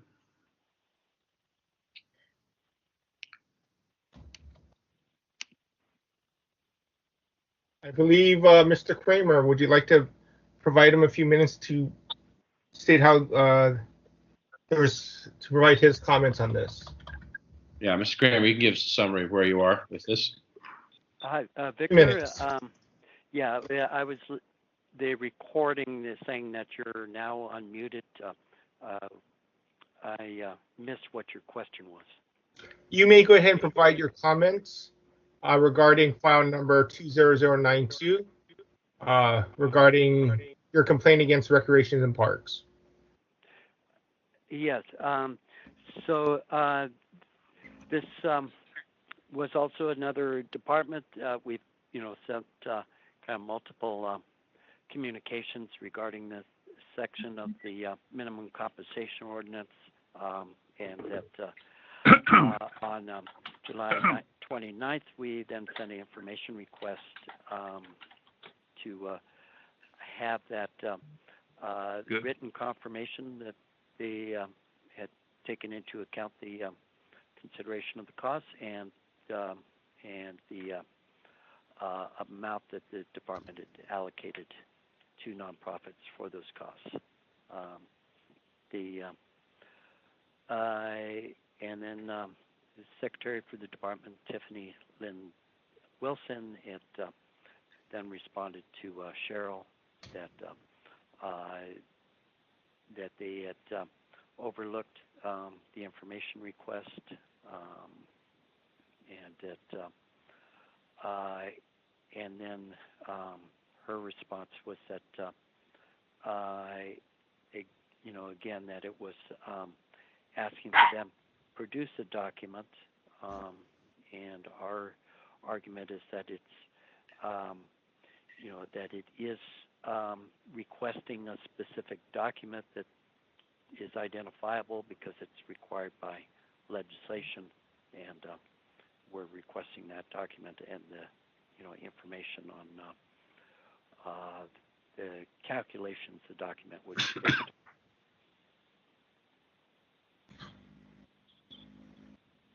Is that the end of your summary? Yes. Great. Hello, Chair Hyland. I left out that they did. Tiffany did send a scan of the cover sheet for their budget submission.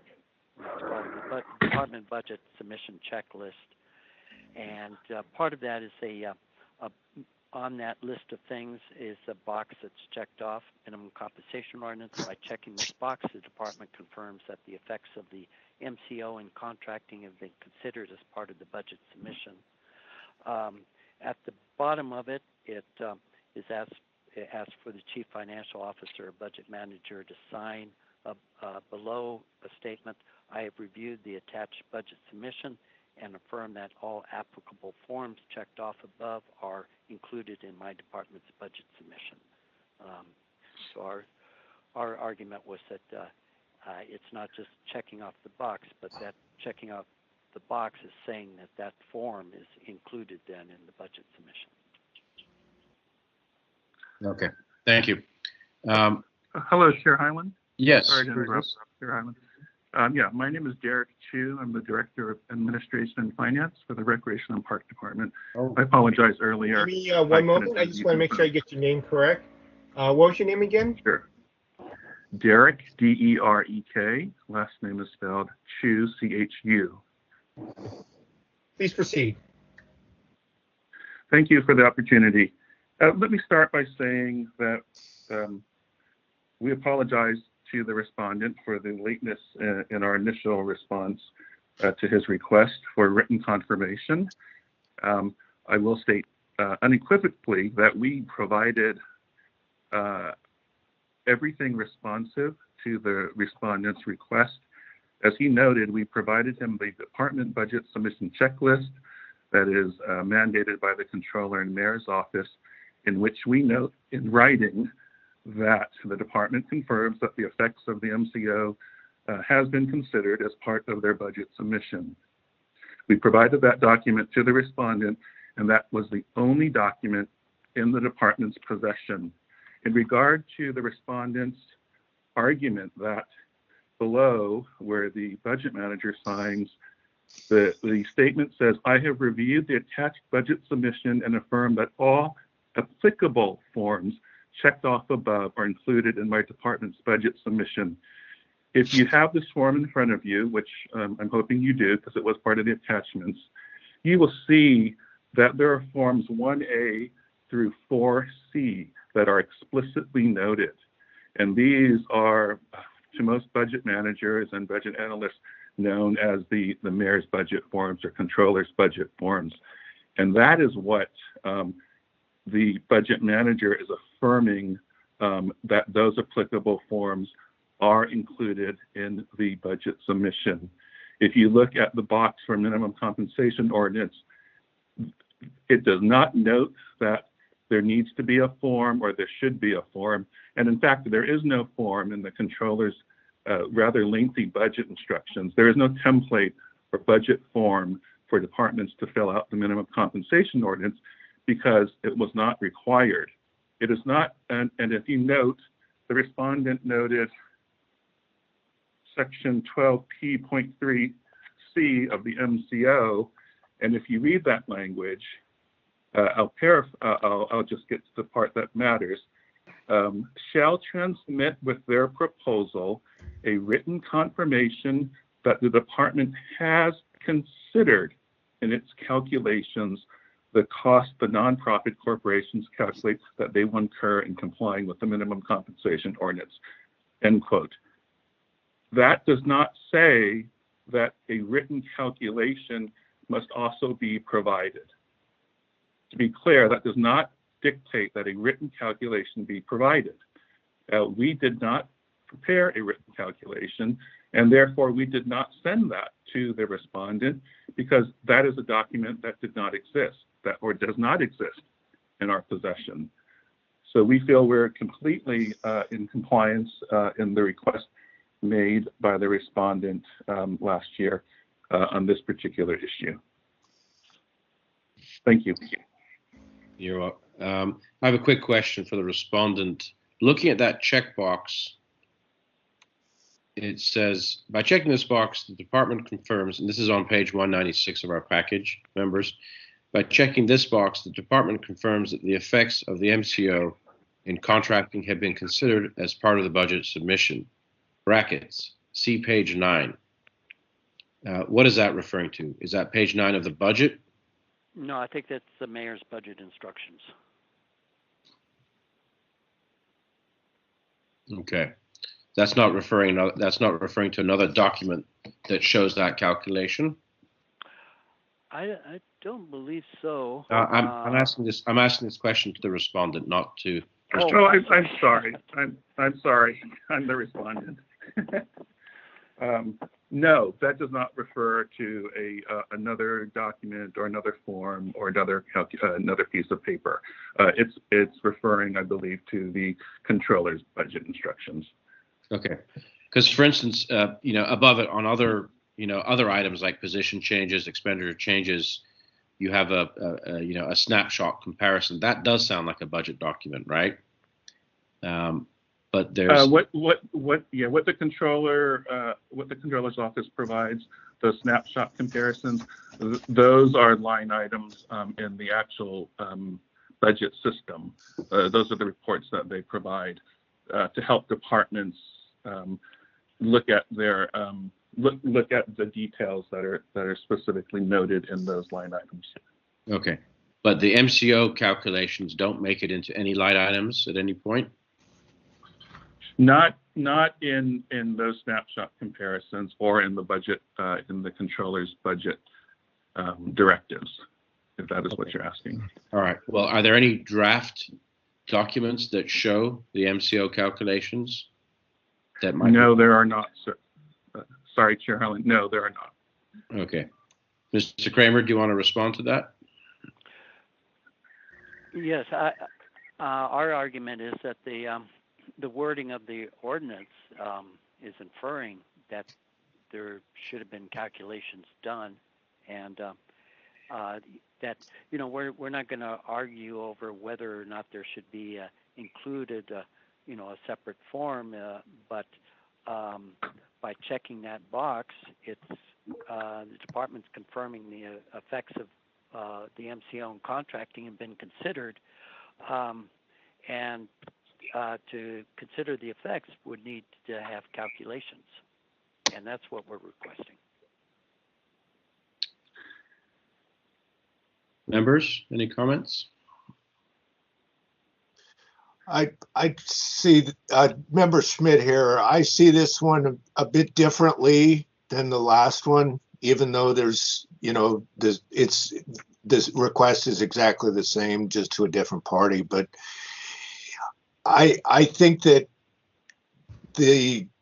whatever information was responsive was eventually given. It may have been delayed, but I don't see any indication that anything exists that is a written document. It may be that the petitioner is not satisfied with the quality or the quantity of the record keeping, but it seems like he's asked and they've given him everything that they have.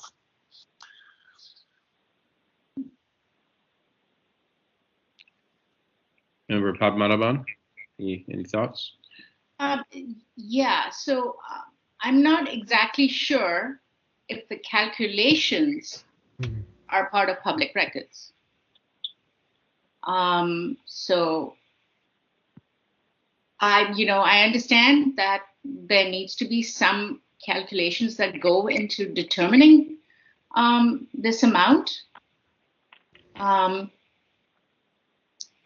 But I'm not exactly sure if that forms part of public records. I mean, I understand that the department has confirmed that they have taken the matter into consideration, the minimum compensation ordinance, and so I'm a little confused, and I would like sort of what your opinion is, clarification on that, Member Schmidt, Chair Hyland. Let me actually see if I can get that question. I'm going to ask the respondent to respond to this. I think the Sunshine Ordinance trumps the MCO as far as whether a record is private, is public or not. So I'm going to ask a very specific question. Are there any communications within the department in any form between analysts where calculations of this provision of services for the MCO are considered? And that could be a draft, that could be an email. Is that something in your knowledge that occurs in practice? Chair, in response, Chair Hyland, no, there are no records of any sort, whether digital or written, that contemplate the calculations for the calculation of the MCO for the nonprofit corporations. As I stated, if there were, we certainly would have provided them. Just to note personally, as well as from the department's perspective, we're fully in support of the minimum compensation ordinance. We're fully in support of job development, job creation, good paying jobs. It's not something that we would have any issue with providing. The fact of the matter is we just did not provide or prepare written calculations or even have conversations about this issue because we had considered the amount of funding potentially needed based upon scenarios that we had enough funding in our budget to pay for whatever the outcome of the MCO ordinance increase was going to be for that year. So is it a function of it's just a mathematical function that goes into your calculations? It's pre-programmed. It's not something that you. Yeah, our budget. Yeah, so I'm not sure if I quite follow you. Our budget usually tracks from year to year. It normally doesn't change greatly in numerous areas. So in that regard, if you're saying if it tracks or yes, the funding is generally is budgeted year to year. We make adjustments. In the case of the MCO ordinance, we did not prepare a written calculation to determine the budget needed. We made the assumption that funds were available through from the entire department's budget to pay for whatever in our case the fairly minor increase would be to our department. So I'd like to ask the petitioner a question as to what kind of amount would have satisfied you? What kind of calculations would have satisfied you? Was it a single amount or more detailed? Well, yeah, good question. So in the first year of the amendments, there was one new amendment that only applied to the first year, that the controller convened a meeting that had representation from departments, unions, nonprofit organizations to come up with the process of just allocating funds for the first year. And what out of that process, the controller said, well, there's going to be needs to be funds for the direct costs, raising those that that are below the minimum rate, and then funding for what the controller calls compaction costs for those who are above the minimum rate up to $25 per hour. So quite a range there, and then also 20% for indirect costs, for increased costs of benefits, payroll tax, etc. So based on our estimates would be that the sum total would be for Rec and Park around $678,000 to cover all those things, and so if that was what we included in our initial email to the department. We wanted to see what the department's calculations are, because we're going to the members of the board. This was this was for the second year after the amendments, and the controller was not going to have that same process. In fact, I got had an email to Michael Minton at the controller's office on February 26th of this year, just to confirm that, and his response was, yes, departments are responsible for working with their contractors to learn whether any workers on city contracts require a raise per MCO and the cost of that increase.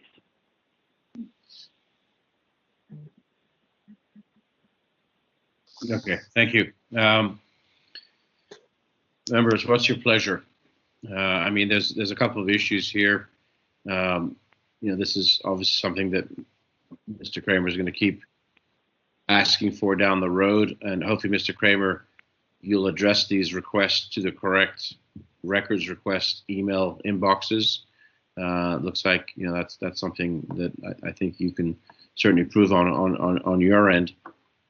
It sounds to me, I'm in agreement with Member Schmidt that the respondent has now satisfied what was requested and sent the cover sheet with the check box for MCO, which is the only documents responsive to this, as we understand it, or led to believe.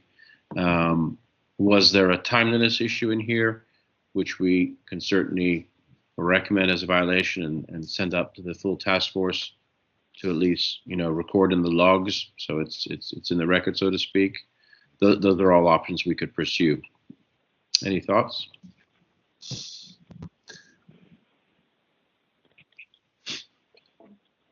Yeah, I do think there's a timeliness issue here, and also I think we could do a little more analysis on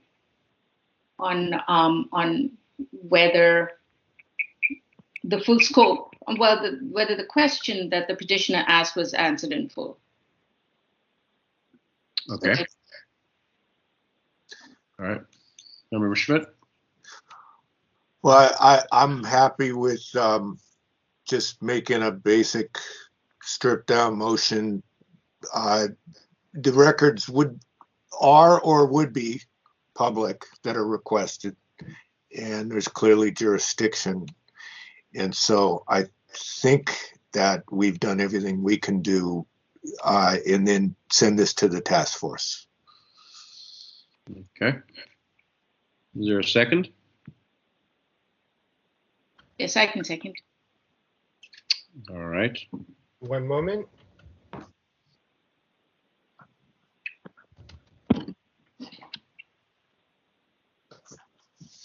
On the motion, are there any members of the public for public comment? Yes, please, anonymous. Please proceed. Thank you very much. I think Member Padmanabhan has raised a point. I don't know if I've heard it in these kinds of initial committee hearings before, which is, if the record doesn't exist, what does it mean to find that the records are public? I know it came up in the last committee hearing that, well, it's not really about whether the records are disclosable, whether they're exempt or not, it's just whether they're prepared, owned, used, or retained by the government. But I'm not sure if what is the right answer if you don't really know whether even any records exist. But it does seem like the one record that was requested did exist. So there is at least one public record here, and that's the signed checkbox record. So it does seem that there is definitely at least one public record, even if there was no violation for that one public record. Thank you. Thank you. Is there any additional public comment on this matter?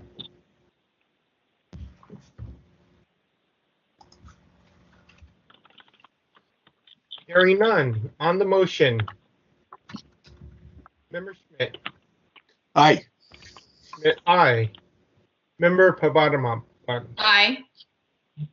Padmanabhan, aye. Chair Hyland. Aye. Hyland, aye. The motion passes without objection.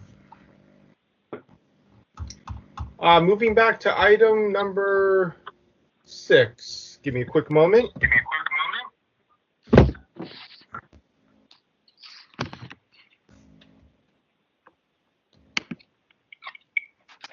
Yes, just another quick query. Has Anonymous for this matter logged in or is available to communicate at this time? We have given them 3 opportunities. May I ask if the chair would like to call all 3 of these items at the same time? Yeah, let's call them all at the same time. Yes. Item number 6 is file number 20086, complaint filed by Anonymous against Supervisor Matt Haney for allegedly violating Administrative Code Section 67.3 by failing to provide notice of a meeting of a policy body, 67.5 by failing to allow open and public meeting, 67.6 by failing to post the time and place for the meeting, and 67.8 by failing to allow agenda disclosure. Item number 7, file number 20087, complaint filed by Anonymous against Supervisor Hillary Roden for allegedly violating Administrative Code Section 67.3 for failure to provide notice of a meeting of a policy body, 67.5, failing to allow open and public meetings, 67.6, failing to post the time and place for the meeting, and 67.8 by failing to allow agenda disclosures. And file number 8, file number 20088, complaint filed by Anonymous against Supervisor Gordon Marr for allegedly violating Administrative Code 67.3 by failing to provide notice of a meeting of a policy body, 67.5, failing to allow open and public meetings, 67.6, failing to post the time and place of the meeting, and 67.8 by failing to allow agenda disclosures. I believe Anonymous, the petitioner, is not present at this time. We still have several people on the line who may be the respondents. May I ask, are there any respondents for these matters on the line at this time?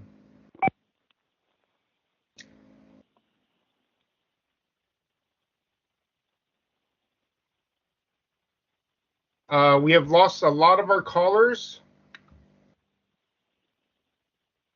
I'd just like to inquire, is there a respondent for any of these complaints at this time? Items 6, 7, or 8.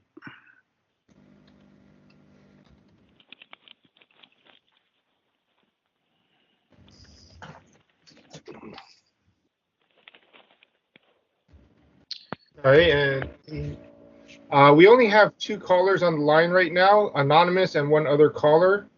So I believe we may not have any participants at this time. Victor, we can still move forward with this, even though neither is here, or we can continue to the next complaints committee and give Anonymous a second chance. Is that a normal policy? Normally, we could file the matters until the respondent agreed to appear. However, it appears they are interested, as we did receive an email on Monday from Anonymous regarding these complaints. Okay, is that in the packet? They did not inform us prior to the meeting. We would normally close the matter and until they would contact us and request a hearing. Okay. Did you say we did get an email? We did get an email on Monday with additional supporting documentation or arguments from the Anonymous. It was sent directly to the parties or to the members of the committee, I believe. Okay. Although technically those are, outside of the 3-day or 5-day requirement, right? Yes. I'm just indicating it as a show of interest from Anonymous. I got you. Okay. I have not reviewed that email. I don't know if there's enough in that email for us to then move forward. And it looks like we did get some response from several of the supervisors.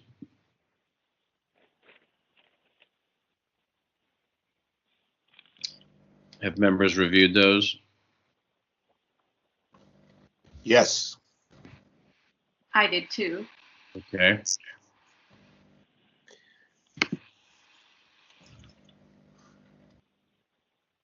Yeah, they're citing Jurisdiction. Yeah, I don't think jurisdiction is an issue.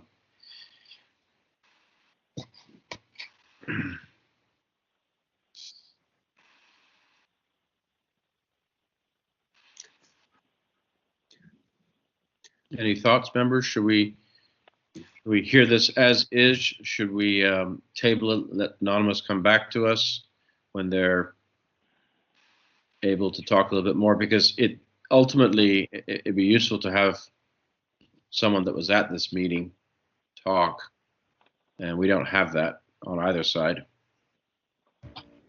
And the responses I'm seeing from the supervisors are, not very responsive. I don't know if I'd have any need to ask that many questions here. It seems like this is pretty straightforward in terms of what happened. It seems like it's a question of how do we apply either the Brown Act or Sunshine.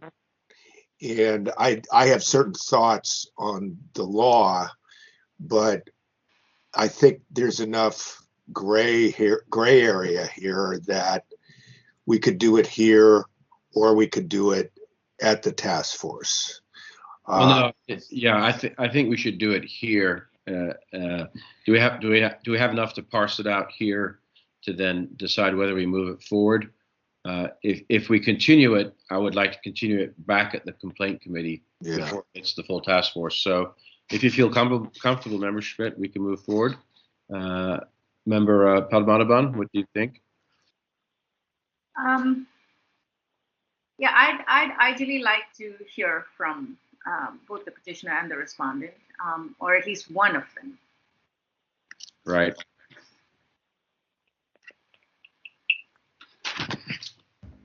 Victor, I'm looking. I'm trying to find the email on Monday. You said. Give me a moment. I think it's right here, March 21st, anonymous record. It was sent from Cheryl. Actually, I believe Anonymous sent it directly to all the parties. What's the title of that email? Let me pull it up. I will take a look, and I can resend it right now. I got it. Yeah, public correspondence, secret DCCC meeting complaint, and then it lists the case numbers. Okay. All right. Could you forward it to me, Victor? Because I don't believe I received it. Okay, one moment.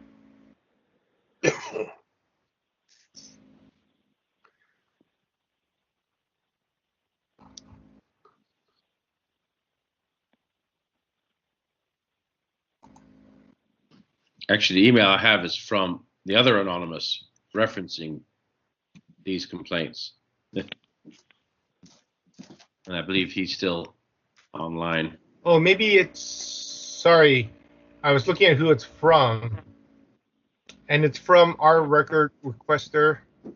I'm not sure if it's the same anonymous. I just made that assumption. Ah, well, Proton Mail. Different anonymous. Yeah. No, he starts off saying, an anonymous complaint distinct from myself has brought 3 complaints listed against supervisors Haney, Marr, and Ronan.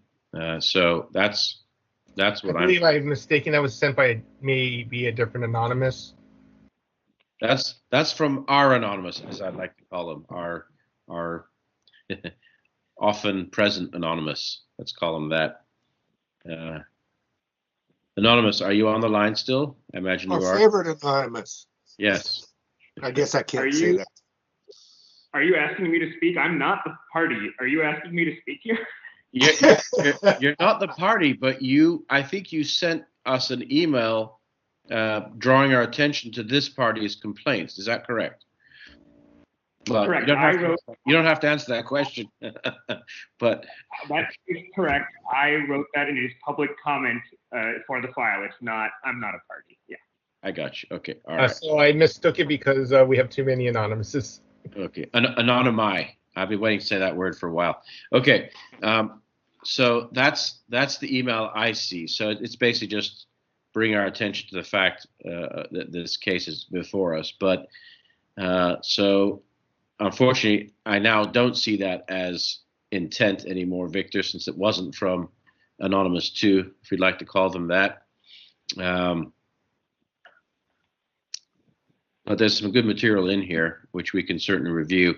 So I think I'm inclined, along with Member Padmanabhan, to push this back. And Victor, whatever we normally May I suggest that normally we would file this matter, send an email to the petitioner, and ask if they are still saying we filed it. If you still want this to be heard, let us know within 30 days and we will reschedule. I think that's reasonable. Let's do that. Okay, let me restate that. I guess I can make that as a motion. Yes, give me a moment. I'm a little bit slower because I want to type everything down as we go so I don't have to redo it later. Okay. Do I have a... Oh, let me state the motion first. The motion is to file the matter. I'm not sure if that's the correct terminology right now. File/close the complaints and to... It's in our procedures that we would notify them that we have closed their complaint. And if they want it to be reopened and heard, they would need to let us know within 30 days. That is in our complaint procedures. I don't know if we need to write that out completely. Okay. So, I can note it. Leave the motion. It's just to file and close the complaints.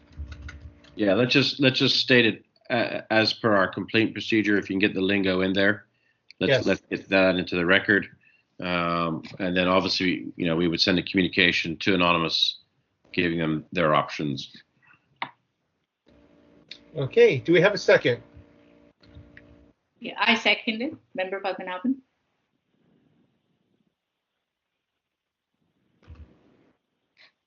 Okay, we have the motion. Is there any public comment on this matter? Yes, please, if you can hear me. Can you hear me? Yes. Is that Anonymous or is that Mr. Warfield? That's Mr. Warfield. Okay, and I believe we also have Anonymous on the line. So, Mr. Warfield, please proceed with your public comment. Yeah, this is Peter Warfield, Executive Director of Library Users Association. We're not a party to these complaints and are not particularly familiar with them, although they, as the chair said, they look interesting. The first thing I'd like to say is that I know that your procedures require the presence, generally speaking, of the complainant. But it's my understanding that that is not what the law requires. The law requires the respondent to be present, but I don't think it requires the complainant. In fact, in many cases, I think that's something you need to consider for changing on the procedures, particularly if, and I don't know if this is an example, particularly if the case is fairly straightforward and self-evident. If somebody has made a request for information, for example, and the response comes clearly past a mandated time limit, I don't know that you necessarily need to have the complainant there. Certainly, of course, it's probably helpful to have the complainant. I'm looking at section 67.21 to find exactly where to quote, but I think that they have to send an authorized representative, the respondents, but the complainant in the law, I don't believe has to appear. I may be mistaken, but it's in 67.21, and I right this moment can't find it. I do think that it's worth going forward to the best of your ability with valid complaints. I think in general, it should be recognized that complaints are not, well, in my view certainly, and I think in other instances in law, are not just the personal kind of private property of the complainant. A good deal of effort presumably has gone into the complaint process with you, with the city, with the respondents, with the complainant. A good deal of public effort and time have been taken up with complaints, and so I think they have value beyond the payoff, the immediate payoff to a particular complainant. So I would urge you to go forward as much as you can, as promptly as you can, and I would also urge you not to ignore the fact that the respondents are not present as required by law, and that makes it a violation that I think you should be strict about. Thanks very much. Thank you. Is there an additional commenter? Yes, this is anonymous, please. Please proceed. Thank you very much. So first, I don't think you should make a motion to file the case because there was actually apparently a clerical error by your staff.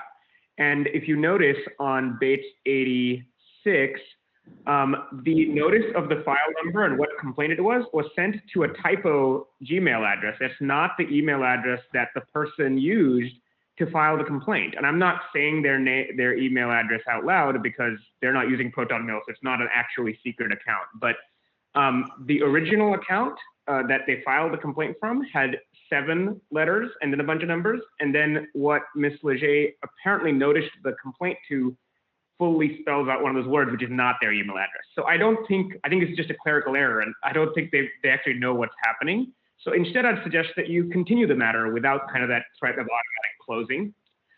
Second, I wrote this public comment, and I believe the rules say if I send public correspondence, someone will send it to all of the members at the meeting. The point is that the response by the respondents does not consider the enhancement to the Brown Act under the Sunshine Ordinance. They are correct that under the Brown Act, a majority where subject matter jurisdiction is discussed is a meeting. But under the Sunshine Ordinance, any congregation of a majority, then it does not have the subject matter jurisdiction, is considered a meeting of that policy body. The only exceptions where a subject matter jurisdiction limitation applies is purely social meetings, conferences like government conferences, and a meeting set up for a local concern that is open to the public. And I think they have failed to argue, actually respond to the fact that the allegation is a violation of the Sunshine Ordinance. And they're only reflecting the citation of the government code, which is the weaker Brown Act. So I think you should continue the matter and then reach out and not just file it if they don't respond. Thank you very much.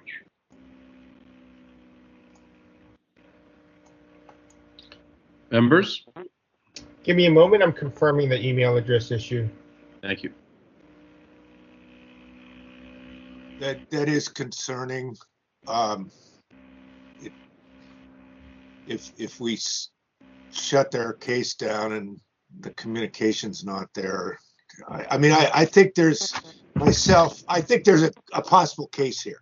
So, I think a lot of the legal issues, some of them we just heard from Anonymous on. It probably is not to me, it's probably not a Brown, but it probably is a Sunshine. But there's some legal issues here. And if somehow the email address got mistranscribed, I'm not sure what we should do in that situation. Yeah, I'm looking at page 86 at the top there. She merged. DANON 14213. It looks okay. Let me double check. SJD. Yeah, because before it was just SJ Dan. It is listed on the complaint form.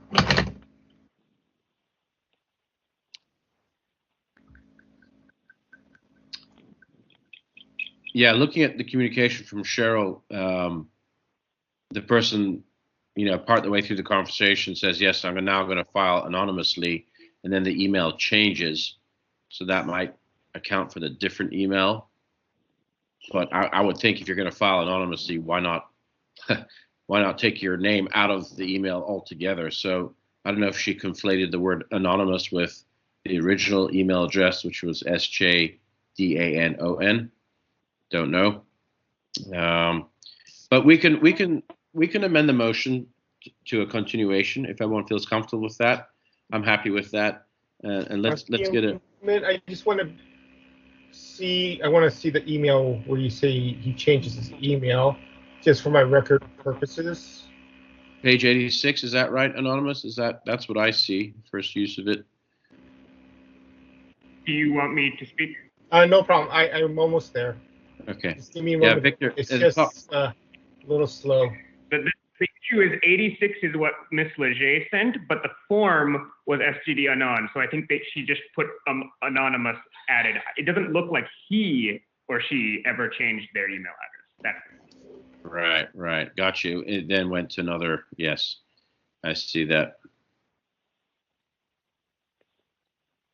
Yeah, top of page 83, email from SJD Anon 14213 to Cheryl, and then Cheryl then responds to a slightly different email address at the top of page 86. SJD Anon. It's a good catch. We expect nothing less from our favorite anonymous. Nothing less.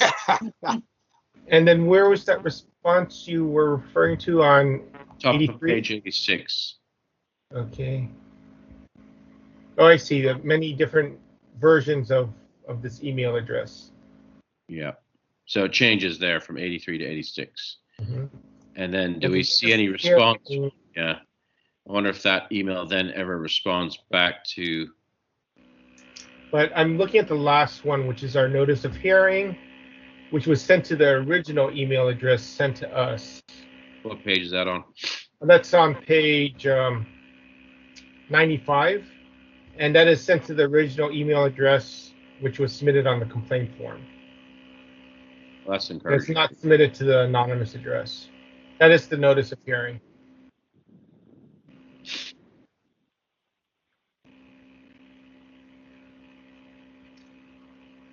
So there is an email issue, so we probably should continue the matter and get a correct email address. There appears to be 3 different email addresses in play right now.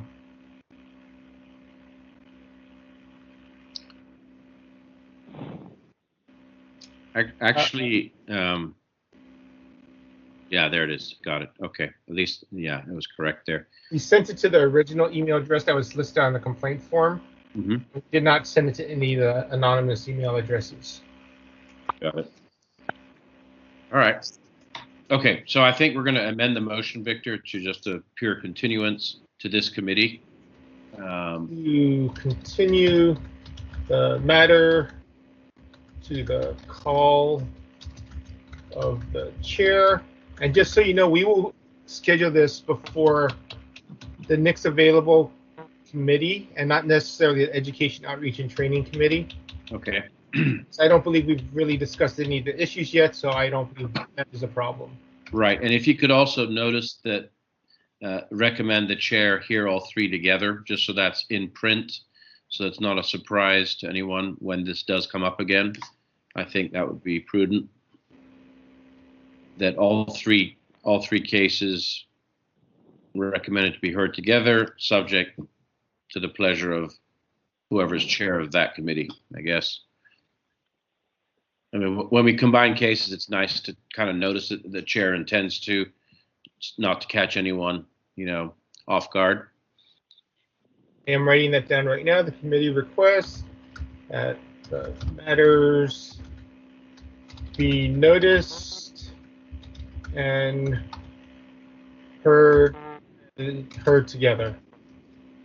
I'm also noting in the minutes that there are 3 different email addresses and we need to work that out. Yeah, that's good. Just so we hopefully catch this before we send again. So, would you like to take additional comment on the change motion to continue? No, just I don't. Motion to continue only. I don't think so. I think we've already taken public comment. I think we can just vote on this. Okay. On the motion to continue the matter to the call of the chair of any of to the next available committee. Sorry, I'm looking for my notes. Chair Hyland. Aye. Hyland, aye. Member Padmanabhan. Aye. Padmanabhan, aye. Chair Schmidt. Aye. Schmidt, aye. The motion passes without objection. Next on the agenda is item 11, announcements, comments, questions, and future agenda items by members of the complaint. That is mistyped. It should be the Education Outreach and Training Committee.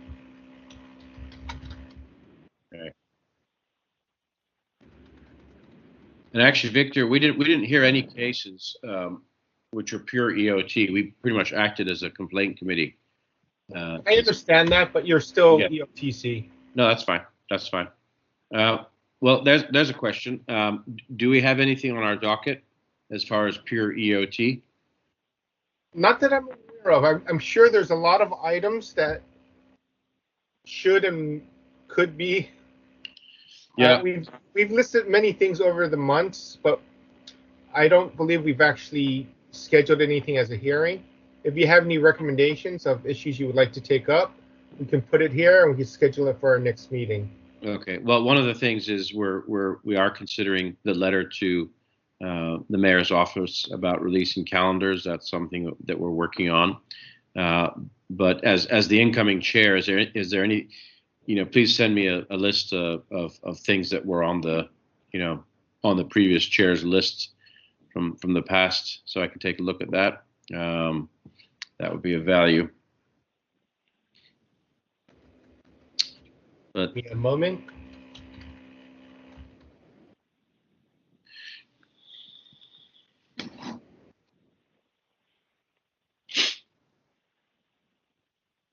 And while you're doing that, Member Padmanabhan, did I pronounce your name correctly? Padmanabhan. Okay, I got the emphasis on the wrong syllable. Okay, Padmanabhan. Yes. Got it. All right. Padmanabhan. I'll remember that.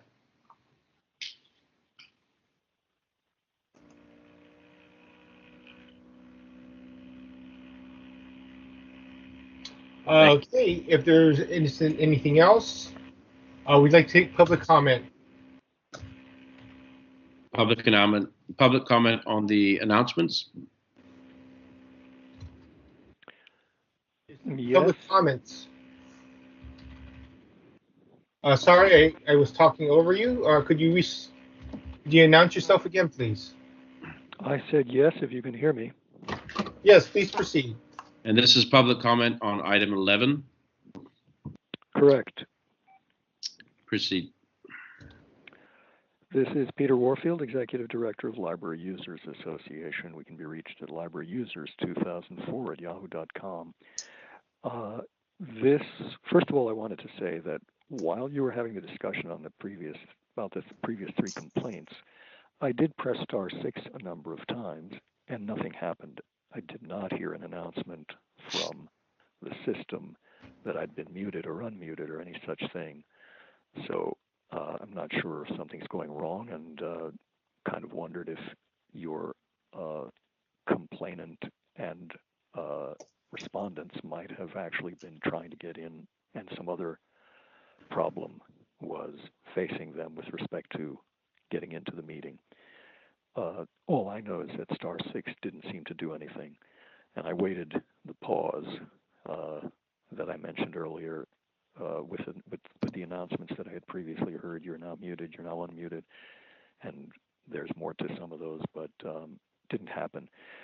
Second of all, I have a number of times asked the Sunshine Task Force and perhaps some of the committees that I think it's really important, and it seems like it might be within your purview as a committee, to prepare something that gives the public and the task force a kind of rule book that's clear with respect to the changes that have occurred because of the COVID-19 situation, the mayor's and the governor's encomiums, shall we say.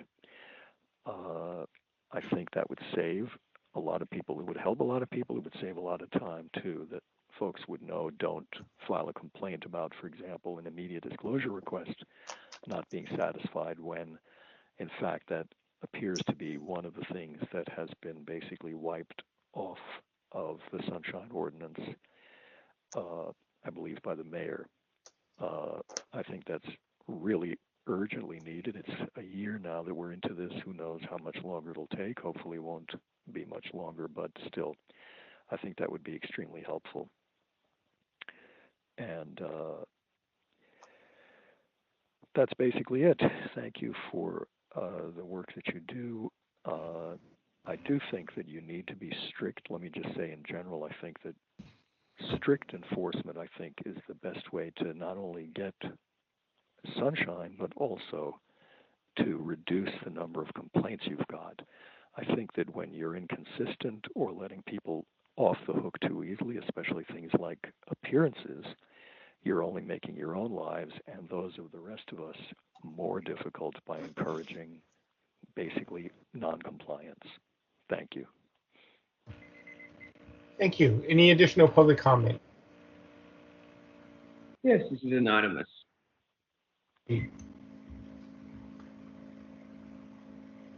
May I begin? Yes. Okay. So I believe this is about future agenda items. That's what this item is for public comment. And so I would agree that you should agendize the discussion of what has changed and proper training for everyone about that. I would also urge you to agendize, maybe it's part of this training letter, and maybe it's part of that training letter, not just, hey, you need to do your Prop G calendars correctly. Hey, you know, there's this new system and you guys really need to look at metadata. Maybe that's not part of the same letter, but maybe part of the Prop G letter, so it's not really related to technology, is you need to justify your redactions. You need to tell the person when they respond. I brought, I don't know how many complaints about this. These are very basic procedures. And ideally, that letter would solve it and you wouldn't need to handle dozens of my complaints about these like most basic implementations of the Sunshine Ordinance. And it's, to me, quite shameful that it seems like most departments, or at least some departments, don't actually know these requirements, and they think you need to only do it once someone demands it, or only for people who know, like, cite this or that. I mean, I have the training slides in front of me, the city's training slides. I requested them. It explicitly states there are no magic words, and you have to follow every part of the Sunshine Ordinance. Quote, must fully apply these laws to a request, whether or not requester asks for partial or full compliance. And maybe you could add that to your letter, because I think it's really one of the improvements to the Sunshine Ordinance that's not in the CPRA, that people know up front, why are we not giving you some information? Thank you. Thank you. Is there any additional public comment? There being none, public comment is closed. If I could respond to the last public commenter, Anonymous, could you forward that document, the mayor's training guide, to our administrator so I can take a look at that? That'll save me digging through and finding it, but I'd like to see that myself. Thank you. Will do. There being no additional business for this committee, would you like to adjourn this meeting? Would like to make a motion. There really isn't a need to make a motion to adjourn. You can just, as the chair, adjourn the meeting. All right. Well, I was lip reading member Padmanabhan, so I'll say yes. I'll make the motion. There we go. The meeting is adjourned at 8:21 p.m. All right. Thanks, everybody. All right. Bye-bye. Yeah.